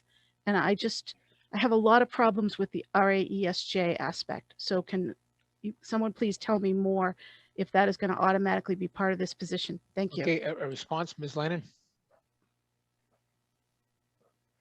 Thank you, Mr. Moderator. I believe there is a point of order. But the Reading Alliance for Equity and Social Justice, when the Ad Hoc Human Rights Committee, which perhaps Mr. Grimes will be able to speak to, or Ms. Landry, recommended that the Director for Equity and Social Justice or division be established, they also at the same time recommended establishing an advisory board that would work with this director, and it would be called the RAESG. Establishing the board was meant to provide a voice for sort of diverse community members and also help out as volunteers. The recommendation is specifically based on the advisory structure for the Reading Coalition for Prevention and Support. That is exactly the same model. It is, and I would defer to town council on this, but it is not considered a public body and therefore is not structured the same way. So I would defer any questions about the legality of how the public body is determined to town council. Now, that framework that was suggested by the ad hoc committee may not be the ideal framework for working within the town. Therefore, I think the new director will immediately begin to work with elected officials, town council, community members, to decide how best to include diverse and marginalized voices in this discussion. Outcomes could be something like this advisory board is recommended by the ad hoc committee. It could be a volunteer group of people to help out at programs. It could be an expert panel of partners throughout the town, or it could even be another body that hasn't been explored yet or suggested. Town council will absolutely be consulted to ensure compliance with any related laws or regulation. But right now, the focus is for the fiscal year 22 budget and hiring the equity position. I appreciate that. It's just that when I'm looking at the library website and saying, you know, there's going to be this RAESJ that's going to resolve and de-escalate community conflicts. I'm a little troubled by what that means. So sure, that was the proposal. That was the proposal from the ad hoc committee. What's under discussion here is the position. Okay, but this is associated with the position. And I just have one more point before I go off. Mr. Doxer was mentioning how this was a high priority in the select board meeting, the highest priority. And I just wanted to clarify that at that January 5th meeting, per the minutes, this position got 3 top votes, but so did the mental health position that we all agreed on earlier. So it was a tie. It's just the mental health position lost. Thank you. We had a point of order from Mr. Grant saying this is not about the library budget, but in fact it is, because this position would be in the library budget, and in the amendment, the proposed amendment takes it out. At this point, Mr. Grimes. Hello, Andrew Grimes, Library Board of Trustees. Just sort of expanding a little bit on what Amy said, and I was also on the Human Rights Advisory Commission that recommended this originally. I understand, basically, you know, this is a new position. It's not entirely clear all the things that the person in this position is going to do. A significant amount of the activities will be education for the community, and I think that's, you know, why it's makes sense to have it in the library. And we are not the idea of having the structure so that we could have non-residents involved was something that came across very clearly in the committee that established this, because we're really talking about the Reading community, not just Reading residents. And there were people even on that committee who, if you own a business in Reading, if you go to church in Reading, there are all kinds of people who come to Reading on a daily basis who don't necessarily live here, but who would be impacted by some of these issues. So that's one of the primary reasons why we structured this to be able to allow non-residents to be on that committee. It's not that we're trying to hand over control of the town of Reading to outside people. It'll still be majority residents. It'll be representatives of the people of Reading, but it's a broader community than just people who happen to own houses in town. Ms. Panaccio? Hi, Nina Panacchio. I'm the chair of the Board of Library Trustees. I just want to, you know, as Amy said, this budget is about establishing the position, but I also just want to point out, because the open meeting law came up, that this position being held within the library, you know, the Board of Library Trustees is subject to open meeting laws. So I do think it's important to consider that the board is, certainly following open meeting laws. So there would be that access to all that information through the Board of Library Trustee meetings, which are open to the public, and minutes are always available. Thank you. Next, Town Council, Ms. Freed. Town Council, Ivrea Freed. Thank you, Mr. Moderator. I just wanted to make a few points and highlight some of the things that Library Director Amy Landon had made. First, the ad hoc committee made a recommendation on how this position should be structured. That's just a recommendation. The library trustees will get to decide in their discretion how the position should be formed. And as Amy said, that will be done in consultation with Town Council. And the second thing that I wanted to touch on is that, as Amy said, in part, the structure was based off of the coalition structure. And what we have there is that the director, Erica, is in her discretion able to create a group of advisors. And that's what she has done. There was no requirement in her job position to form that group. And I think the intent is something similar here, such that the coalition, the Director of Equity and Social Justice will have the ability, if he or she so chooses, to create a group of advisors. And in that case, because the director has made a choice to rely on advisors, that group of advisors would fall outside the open meeting law. But again, this is a complex legal issue, and one that my office will work with the Board of Library Trustees to make sure we are in compliance with all requirements. Thank you. Further discussion? Mr. Moderator, we have Kevin Leet. Mr. Leet. Go ahead, Kevin. Hi, thank you. Kevin Leet, Precinct 1. Thank you, Mr. Moderator. I understand that it's hard to accept that our town requires a strong stance and active position against racism, misogyny, and homophobia. Others have said, let's leave it to HRAC. And honestly, that's what HRAC suggested, this very position. From Bill Russell to the swastikas to the verbal abuse of the LGBTQ community and others, this town doesn't have a simple ability to just brush under the rug our ugly past. The gentleman who promoted this amendment should remember the history, and his inability to come to terms with our history is sad and should be roundly ignored as a community. Please keep personalities out of the conversation. Understood. My apologies. It also seems that some members of our communities are confused about the actual role this position will take. I'd argue that many of the people who have actively questioned the value of the role, the placement of the role into the library, and in the trustees' oversight and its value overall, but have just approved a mental health role that literally doesn't have a job description, team, or go forward mandate. Maybe it's not the process these community members are really questioning, but the function of the role itself. And if that's the question, I question those motives. Thank you. Further discussion?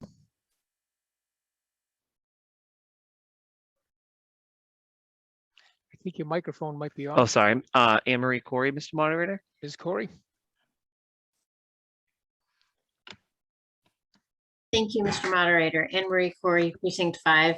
I think the previous speaker essentially captured what I wanted to say, which was just that we do have a problem in Reading, and it's quite apparent. And I think that it is important for us to start to use our budget to demonstrate our will to handle this issue and not just speak about it. I have heard from several of my constituents in Precinct 5 asking me to vote in favor of this position, and I plan to do so, and I plan to vote against the amendment. Thank you. Thank you. Further discussion? Mr. Moderator, we have a question at the PAC from Mr. Horn. Mr. Horn.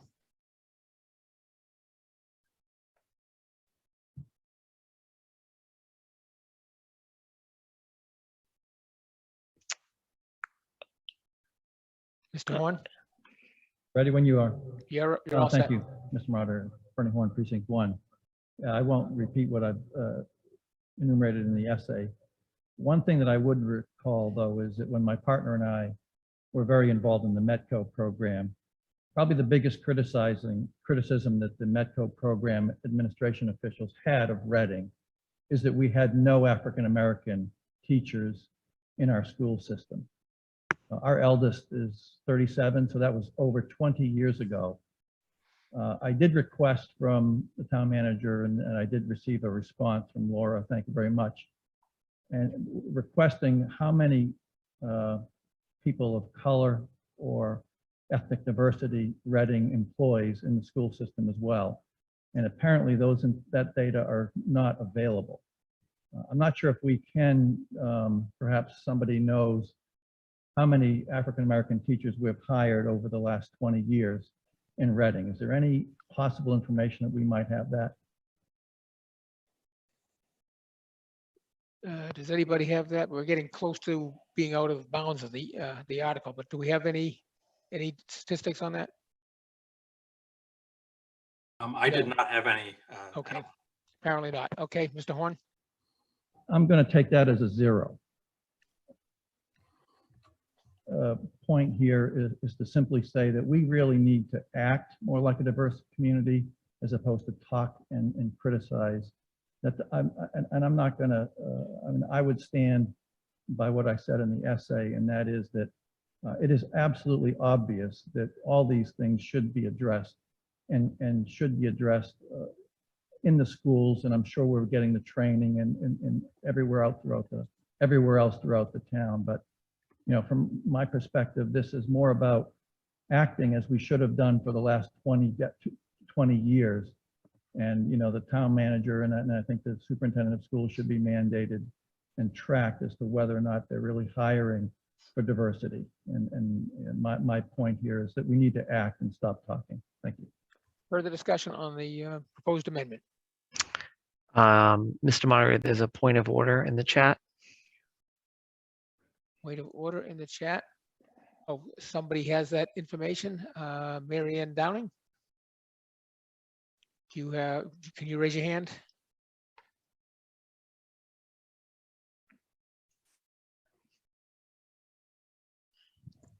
Hi, yes. So Former ad hoc chair. Yeah. So unsurprisingly, I had the information according to DESE. Out of 533 FTEs, we have 1.6 African American, 5.5 Asian, 3.8 Hispanic, 521.2 white. So somewhere in there are some people of color, but not very many. So 521 out of 533 are white. Just to answer Mr. Horn. Okay, thank you. Further discussion? Mr. Moderator, we have Ann Landry, who had a comment in the chat for when she's recognized now. Okay, Ms. Landry.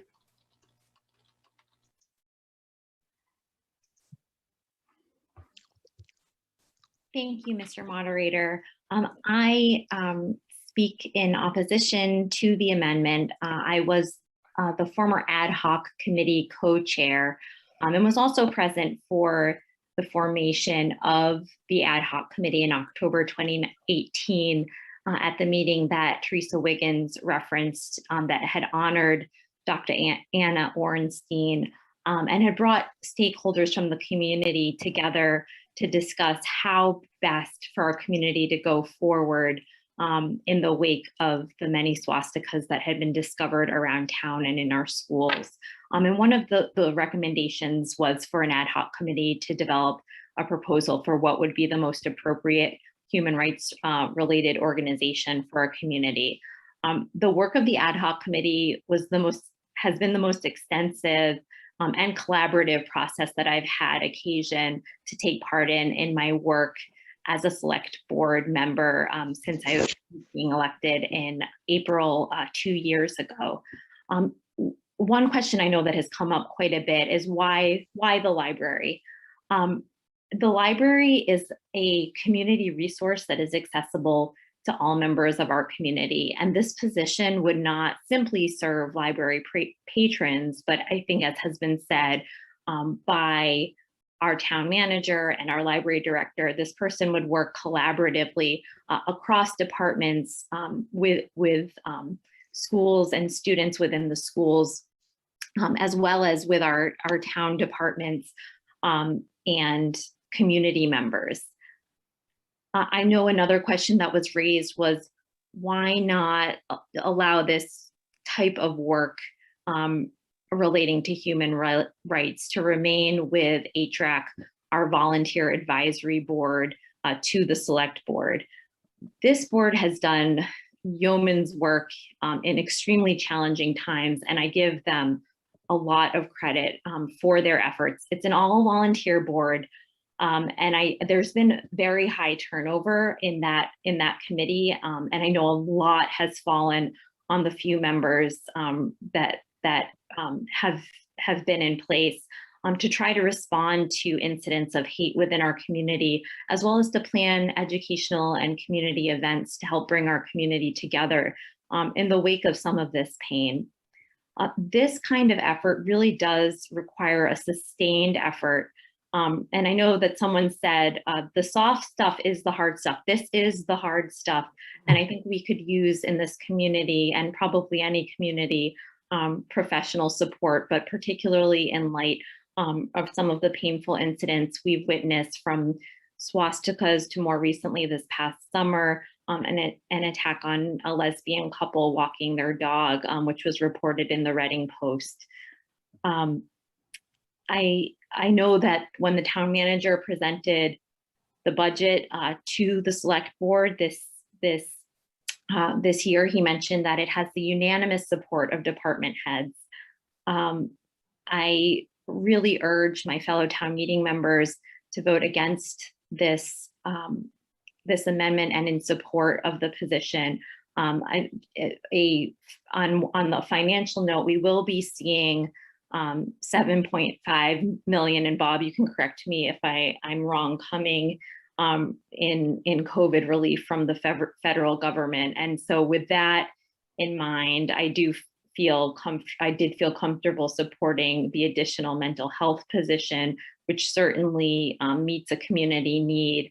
I think I look forward to that position being developed further. This particular position, the equity and social justice position, is the product of more than 2 years of deliberation and consideration. That being said, the ad hoc committee's recommendation is not the final word, and we put it forward to the library, and with a bit of a handoff there, and entrusted the proposal to the library and the library board of trustees to carry it forward in the spirit it was presented. And to that end, and to Mary Ann's question, whether the Reading Alliance for Equity and Social Justice part of the proposal moves forward, that I think is going to be in the hands of the library board of trustees. And it may or may not take that form, and I'm certain that community input will be important there, and this position will, as all of our positions in town, have to evolve to meet the needs of our community, which are varied and change from day to day and year to year. Certainly, I know so many of our town staff have had to basically work outside of the scope of their job descriptions, given the pandemic and the new and varied challenges that presented themselves in this past year. So thank you all, and I encourage you to vote against this amendment. Thank you. Further discussion? Mr. Moderator, we have Linda Doxer. Ms. Doxer. Hi, thank you so much for this opportunity to speak. Thank you, Mr. Moderator. Linda Snow Doxer, Precinct 1. And thank you, Ann Landry and Carlo Bacci for your leadership with the ad hoc, as well as other people that came before them. I was the school committee liaison to the original ad hoc and stayed on with the ad hoc. I was a past chair of the Human Relations Advisory Committee.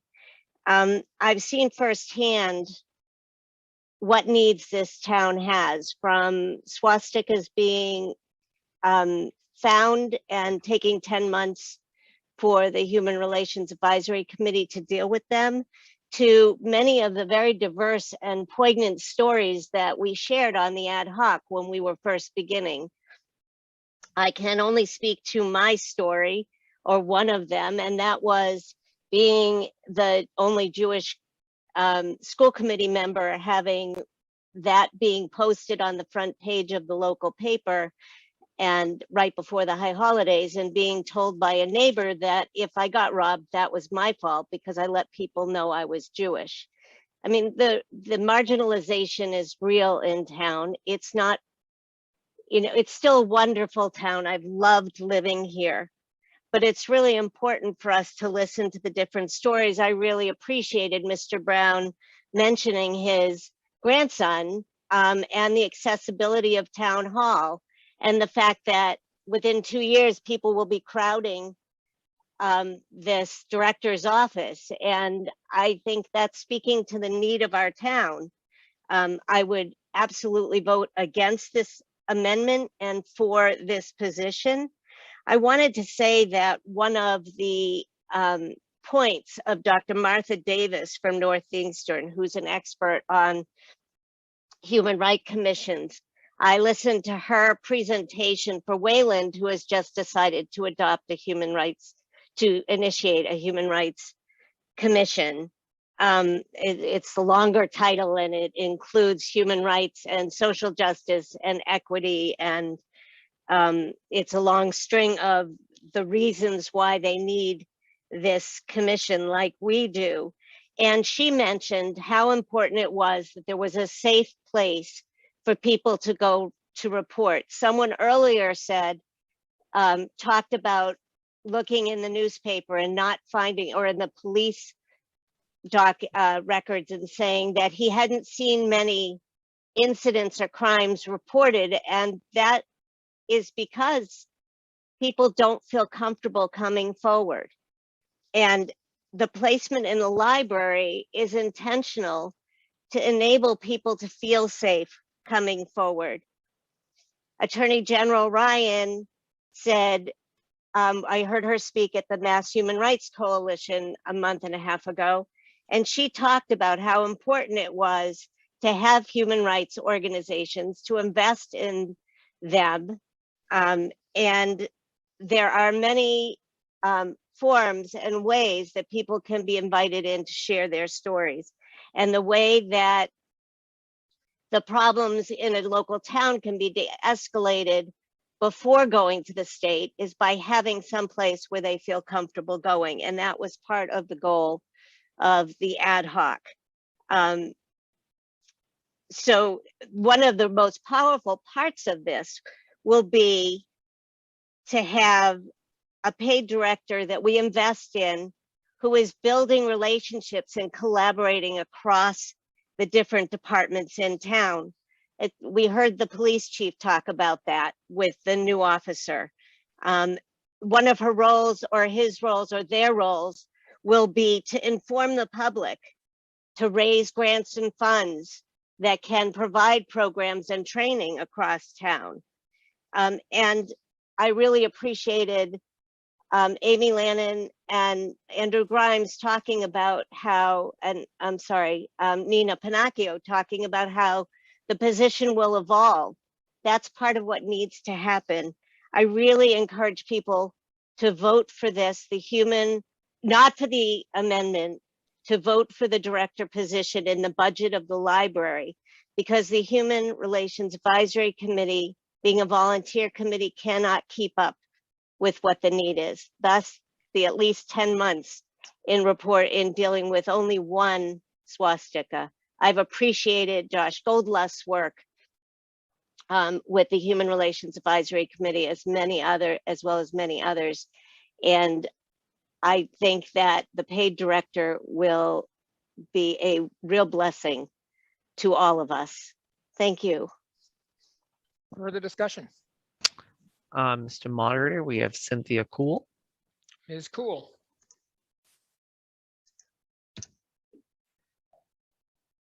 This is Cynthia Cool, Precinct 6, okay. I wanted to discuss the House Joint Resolution Public Law 102-14, enacted on March 20th, 1991. Does that tie in with our local position? Yes, it does. Yes, it does. Yes, it is called the, wait a minute.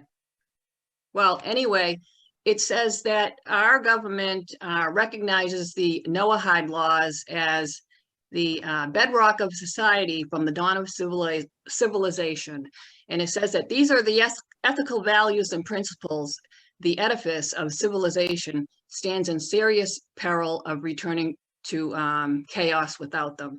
Anyway, I looked them up, and they are from the Jewish Babylonian Talmud. Again, I don't see the relevance in this in our local position. Well, So- yeah, so okay. please stick with this- the position in front of us. This particular, well, because in the Jewish Babylonian Talmud, if you look up the 7 Noahide laws, it says that homosexuality is an abomination. Again, you need to stick with the position in front of us. Otherwise, I am going to rule you out of order. So this is your last chance. Okay, I don't know. I tried to figure out whether or not the position, having the position in the town is a liability for the town. I did reach out to the town council, and I left a message with her. I also spoke with the co-chair of the organization, Ann Landry. And I feel that it's a breach of our religious freedoms, where my Bible says homosexuality is an abomination, as does Public Law 102-14, the recognition of the 7 Noahide laws, which comes from Okay, the, again, you're veering from the position. I think we're going to move on. Do we have any further discussion? Mr. Moderator, we have Eric Gaffin. Mr. Gaffin?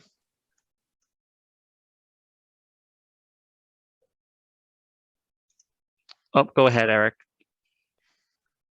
I think I'm unmuted now. Nope, you're unmuted. Awesome. Thank you, Mr. Moderator, Eric Gaffin, Precinct 4. Ultimately, I'll vote against this amendment to defund the library as a transparent attempt to take the funding budgeted for the new Director of Equity and Social Justice. I'll be voting to approve the library budget as it includes this important position for the town of Reading. We just voted to approve a mental health position out of free cash for this town. I'll point out that in no way does this affect the budget for the DESJ as outlined here. Both the mental health position and the Director of Equity and Social Justice aligns with the sense of community support for our neighbors. I want us to think about how, people of color are listening to this meeting and hearing the objections to this position, and how they must feel. Watching their neighbors object to a position that's designed to enhance our community, to make it a more welcoming place. Try to think about how the countless obstacles and objections to this position is making them feel. We have a position that has been determined as a priority for our community, following the proper processes, supported by the town manager, the heads of all of his departments, voted 5-0 by the select board, voted on unanimously, by the finance committee. The police specifically have a position allocated in order to partner with this position, as the town manager mentioned tonight. The structure of this position to be housed in the library at the suggestion of the town manager will serve the entire community. I'll proudly vote in favor of this position after this amendment gets denied. And I strongly encourage my fellow town meeting members to say no to this amendment. I do have one question. It's for Chief Clark. And I want to say thank you very much for your support of this position. It's really meaningful coming from you. I saw that you had reallocated that resource in anticipation of this position. Can you do me a favor? Could you share us why you view this position as important to the community? And then as a follow-up, if Dr. Doherty is on, I'd love to hear how he views this position will support the schools. Thank you so much. I appreciate it. Do we have a response from Chief Clark? Thank you, Mr. Moderator. Just to clarify, the sergeant position I asked for is actually a state mandate, came out long before police reform. And it's a civil rights officer that needs to work with the take in reporting of crime, hate crimes, report it to the state, report it to the National Information Crime Bureau, and to provide training. The position originally was explained under the governor years ago, again, before police reform. And as a state mandate that we have one, we've appointed somebody, but that position has steadily grown more and more than we thought. Part of this position would be that if this library position gets funded, this person would work with that library position. But again, I'm asking for a supervisor to be put in this place because it's a state mandate. And if they need to provide training and work with the other groups in town, I just feel more comfortable being a supervisor. So this was actually something that needed to be put in place. We had somebody appointed long before this discussion ever came up. And if this position is supported, of course, we would go with the will of town meeting and work with this position. That's one of many parts of it. Thank you. Do we have a response from the superintendent, Doherty? Dr. Yes, Doherty? I can speak.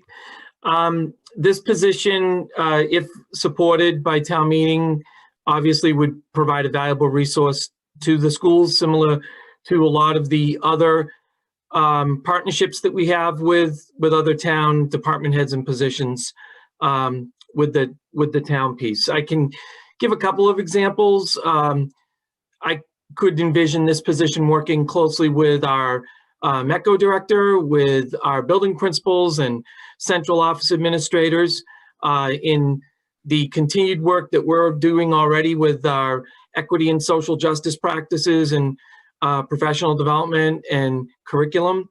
I could very well see this position working with us and perhaps even the town doing an equity audit and looking at our practices, including curriculum and instruction and hiring practices and other aspects. There are such audits that do exist. I'm sure there are similar in town services as well. And I know something was brought up earlier about the hiring piece. It is actually been a goal in our 3-year district improvement plan. We are using the DESE guidelines on talent and diversification of our workforce when we created that goal in our district improvement plan. And one of the key aspects to be able to attract teachers of color or staff of color to our school community is what is the commitment that the community has made to diversity, equity, inclusion. And so that's one of the steps that we are moving and taking on right now. This position would go a long way to show that commitment from the community. So those are some of the ways that I would see this position supporting the schools. Thank you. Further discussion? Mr. Moderator, there is a point of order in the chat. That is not really a point of order. That would have to be a raised hand, but thank you. Okay. Yep. Okay. Further discussion? Yep, we have Sarah Bricolico. Brucolacchio. Yep. Sorry, late in the night. No problem. Ms. Brucolacchio. Go ahead, Sarah. Hello, Mr. Moderator, Sarah Brucolacchio, Precinct 4. I just want to share some information that I did a little research on this myself, and I just want to share it. Perhaps if there's some people that are still sort of on the fence or still thinking, Reading, do we really need this? The first thing that I found that was very helpful for me was, why the library? And the American Library Association, ALA.org, had a whole series of articles how the Public Library Association had issued a statement as a call to action for all public libraries to address racism, equity, division, and I can't read what my last word was, sorry. But anyway, it's a very interesting read. I didn't even know about this. So it put any of my concerns or questions about that to rest.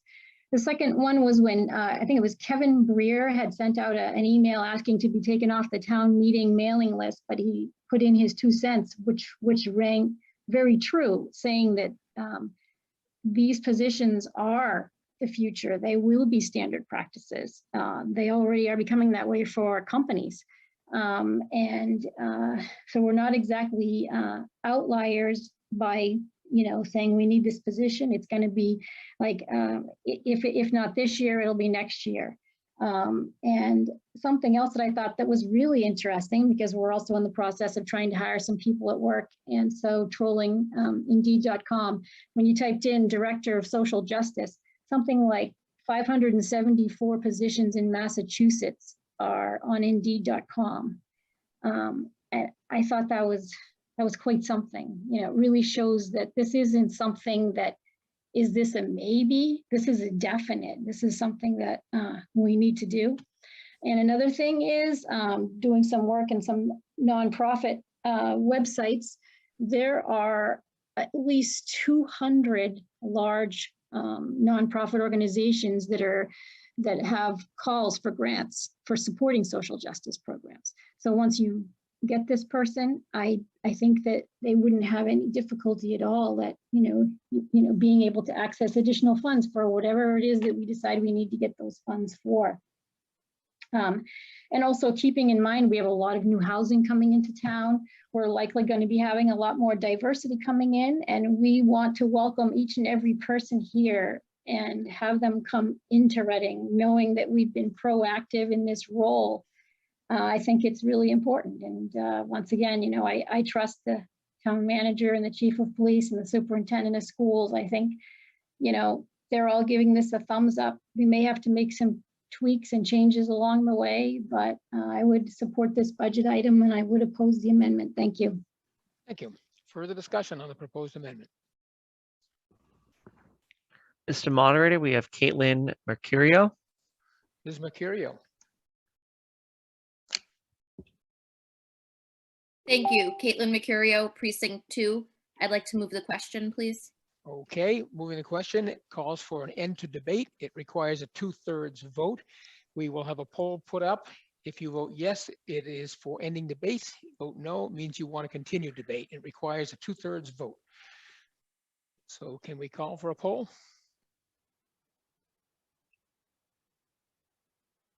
Okay, it's now before you.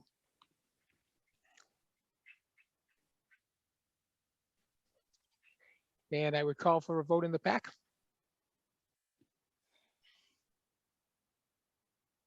And I'm sorry, I forgot to mention it again. There are 23 people in line.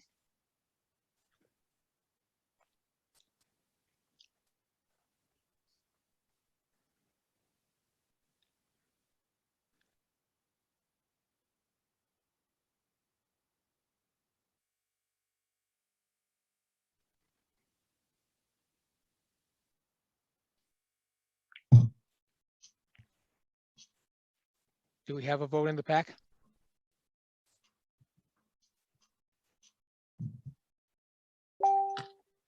Mr. Crook?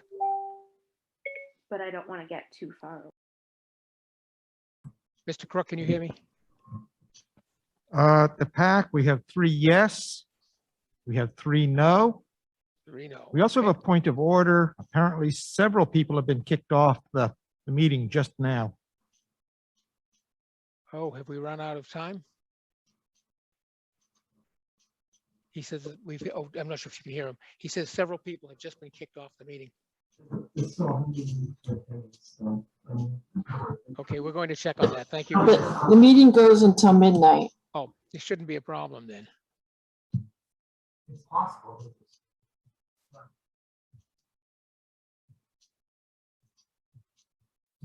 I am ending the poll. Okay. And we have 136 yes and 42 no. And that includes the PAC? That is correct. Okay, the vote being 136 yes and 40, I'm sorry, what did you say, 42? Correct. 42 no. The motion carries and debate has ended. Now, let me explain again what's going to happen with, first of all, I need to ask, we've had a request for a roll call vote. I will ask the body if there are 20 people who wish to have a roll call vote. If so, we will. If not, we will not. Okay. We have more than 30, so we will have a roll call vote. So the next vote that you will see in front of you will be a poll asking what you want to vote on the proposed amendment. If you vote yes on the proposed amendment, it means you're removing $70,000 and effectively that new position. If you vote no, you leave the budget alone and the position will still exist. So we can now call for the poll.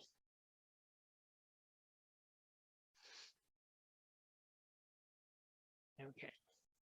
Again, this is you're voting on this proposed amendment now.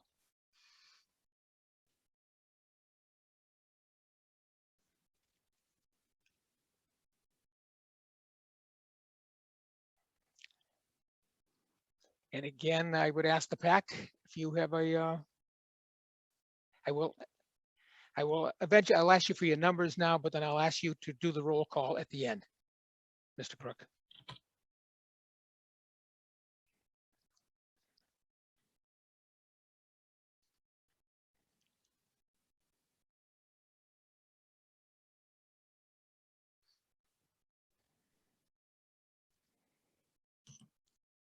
And Town Clerk, if you notice that Peter Brown votes no. I got it, yes. Thank you. There's a question from the PAC in the chat. Question about the PAC? There's a question from the PAC in the chat. Yes, this is a roll call, Mr. Crook. But what I'll ask you first of all is just the totals, and then at the end, I will ask you to read the roll, as I will for the rest of the town meeting. I am ending the poll. Okay. Okay, Mr. Crook, can you give me the totals in the PAC? Mr. Brown?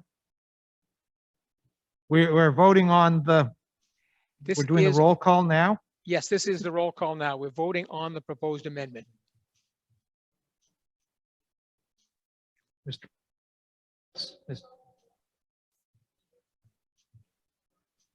Point of order, Mr. Moderator. Yes, point of order. Did you get 20 requests for a roll call? Yes, we got 36. Did you get 20? Yes, we got more than 20. Can you hear me?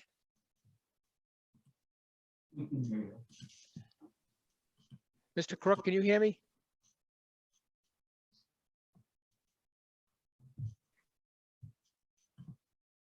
Mr. Crook?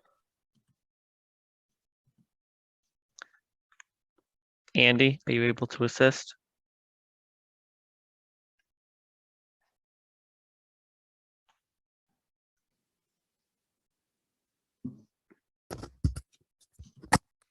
Yeah, we have sound in the PAC. Okay, Mr. Crook, can you hear me? Mr. Crook does not seem to be able to hear me. All right, Mr. Moderator, were there 20 or more votes for a roll call vote? I believe we're having trouble hearing you. You're hearing me, Mr. Crook. The answer is yes, we had more than 30. Okay. So we have a roll call vote. Yes, we have a roll call vote. Mr. Brown? Mr. Burke? Mr. Horn? Mr. Leary? Ms. Mazzararo? Ms. Williams? We have 6 yes on the amendment. 6 yes on the amendment. So the town clerk will tally the votes. And at the end, Mr. Crook, I will ask you to read those yeses and nos after I complete the rest of the town meeting.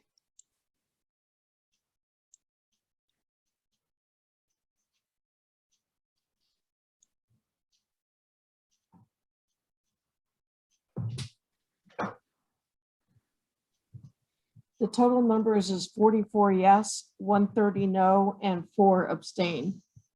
Okay, the vote being 44 in the affirmative, 130 in the negative. The proposed amendment does not carry. We will now ask for the roll call list.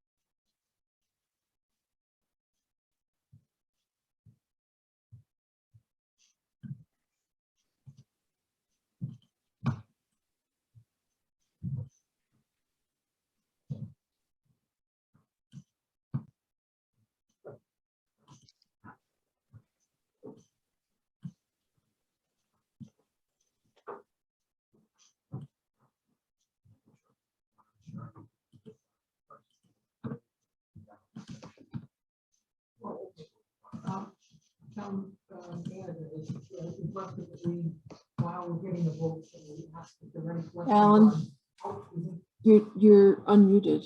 You're muted.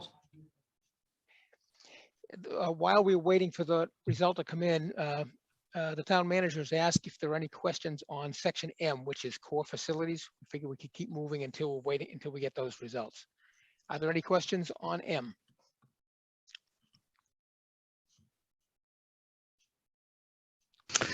Mr. Moderator, I see Teresa Wiggins.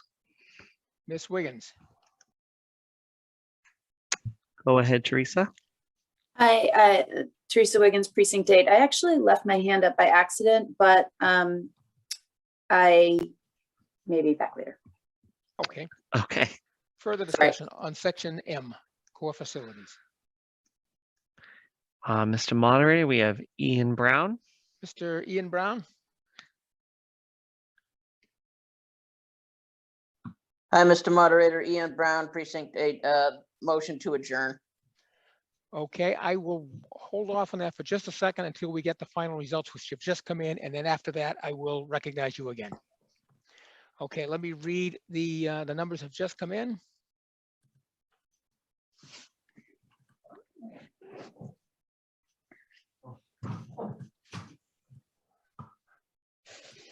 Okay, here we go. John Breslin, no. Jim Reichart, no. Gaetano Mangiello, yes. Simone Payment, no. Matthew McLeod, no. John O'Neill, no. Helena Johnson, no. Liz Whitelam, no. Emily Sisson, no. Caitlin Mercurio, no. Alan Beaulieu, abstain. Richard McDonald, no. Etane O'Day, no. Ian Brown, no. Patricia Lloyd, no. Ed Ross, no. Jason Clark, no. Mike Szymanski, yes. John Sullivan, no. Carl Anderson, no. John Weaver, no. Jeffrey Beckwith, no. Kevin Leet, no. Joe Carnahan, no. Tony Capobiano, no. Tom Grant, no. Michelle Sanfi, no. Rachel Garcia, no. Sasha Corkin, no. Thomas O'Connor, no. Andrew Friedman, no. Mark Doxer, no. Jesse Arnold, no. Megan Fiddler-Carey, no. Stephen Zessis, no. Christine Lusk, no. Barry Berman, no. Todd Merkel, yes. Beth Sherlin, no. Nancy Toomey, no. Jonathan Barnes, no. Meredith Yoder, no. Patrick O'Sullivan, yes. Amy Cole, no. Mary Ellen O'Neill, no. Harry Simmons, no. John Arena, yes. Diana Halsey, yes. Roy Benjamin, no. David McIsaac, no. Gregory Stepler, no. Carl Weld, yes. Martha Moore, no. Nick Boven, no. Gina McCormick, no. Danielle Pastori, yes. Ronald Fotino, yes. Susan Craven, no. Lisa Bibo, no. Diane Kennedy, no. David Panett, yes. Fausto Garcia, no. Vicky Fortin, yes. Eric Burkhart, no. Karen Gately Herrick, no. Ann Landry, no. Daniel Dewar, yes. Sheila Reichart, no. Joe Pagliuca, no. Alan Mosier, no. Nathan Giacoloni, yes. Paula Perry, no. Stephen Herrick, no. Anne Marie Corey, no. Nancy Doctor, no. Christopher Feudo, no. Jeffrey Struble, no. Vanessa Alvarado, no.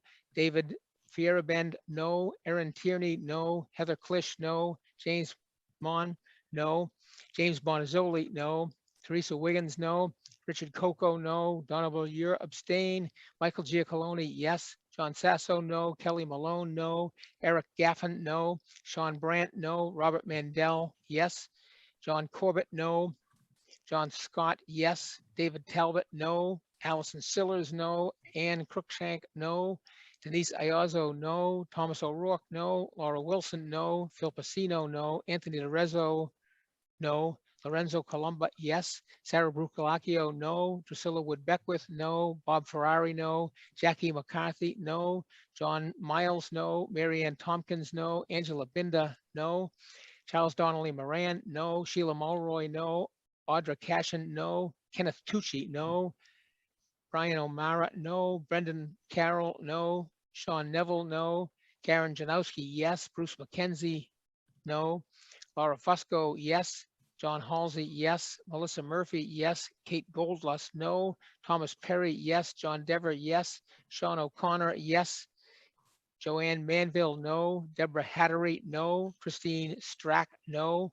Lorraine Conway, no. Emily James, no. Hillary Mative, no. Linda Doxer, no. Mark Ventura, yes. Howard Cohen, no. Jim Martin, yes. Gene Borowski, no. Sarah Doan, no. Jessica Tran, no. Kerry Dunnell, no. Brandon Chapman, no. Jeffrey Jadul, yes. Carolyn Whiting, no. Gordon McIntosh, no. Nancy Zimlak, no. Kerry Perry, abstain. Dave Murdoch, no. Jean Thomases, no. Eileen Laterio, yes. Marianne Downing, no. Steve Cool, abstain. Lynn Cameron, no. Jessica Franklin, yes. Joseph Serafine, yes. James Satterwhite, yes. Robert Coulter, yes. Tara Giardina, no. Erin Gaffin, no. Eileen Manning, no. Charles Robinson, no. Norman Kozlowski, no. Eric Bergstrom, yes. Janice Jones, no. Kendra Cooper, yes. Paul Sylvester, yes. Craig Salvatelli, no. Michelle Greenwald, no. Jennifer Hillary, no. Carlo Bacci, yes. Vanessa Silva, yes. Cynthia Cool, yes. And that is it. And if anybody had a problem, immediately put something into the chat. All right. We now have a motion before us by Oh, Mr. there's a sorry. comment in the chat about the vote, Mr. Moderator. Oh, somebody missed the vote? Okay. Oh, I'm sorry. We still need the vote from the pack. I'm sorry. Mr. Crook, could you read the roll there? Yes. William Brown, yes. Francis Burke, yes. Bernard Horn, yes. Stephen Levy, yes. Carla Nazaro, yes. Alicia, yes. What was that last one? Alicia Williams. Oh, okay. Okay. I just cut out on me. Okay. Again, the final vote was 44 in the affirmative, 130 in the negative, and 4 abstentions. And the vote does not carry. We now have a motion before us for adjournment to Thursday night. Is there a second? Second. All right, we will need a poll on that. It is non-debatable. Could we have a poll put up for adjourning until Thursday? Here we are.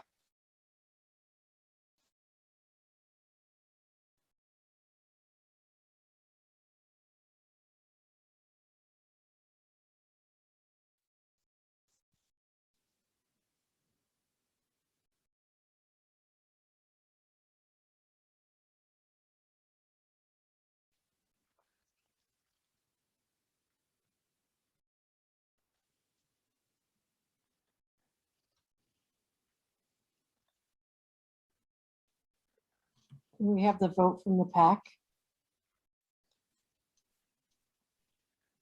Mr. Crook? Mr. Crook, can you hear us? Yes. Okay, The what is the pack vote? votes 6 yes, 0 no. Okay, And I am ending the poll. okay.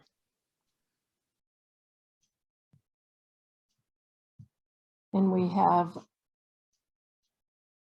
129 to 4. So 129 in the affirmative. Say Sorry, 129 to 40. 40, yes, I thought that was it. Okay, the vote being 129 in the affirmative, 40 in the negative. The motion to adjourn has carried. This town meeting stands adjourned until Thursday evening.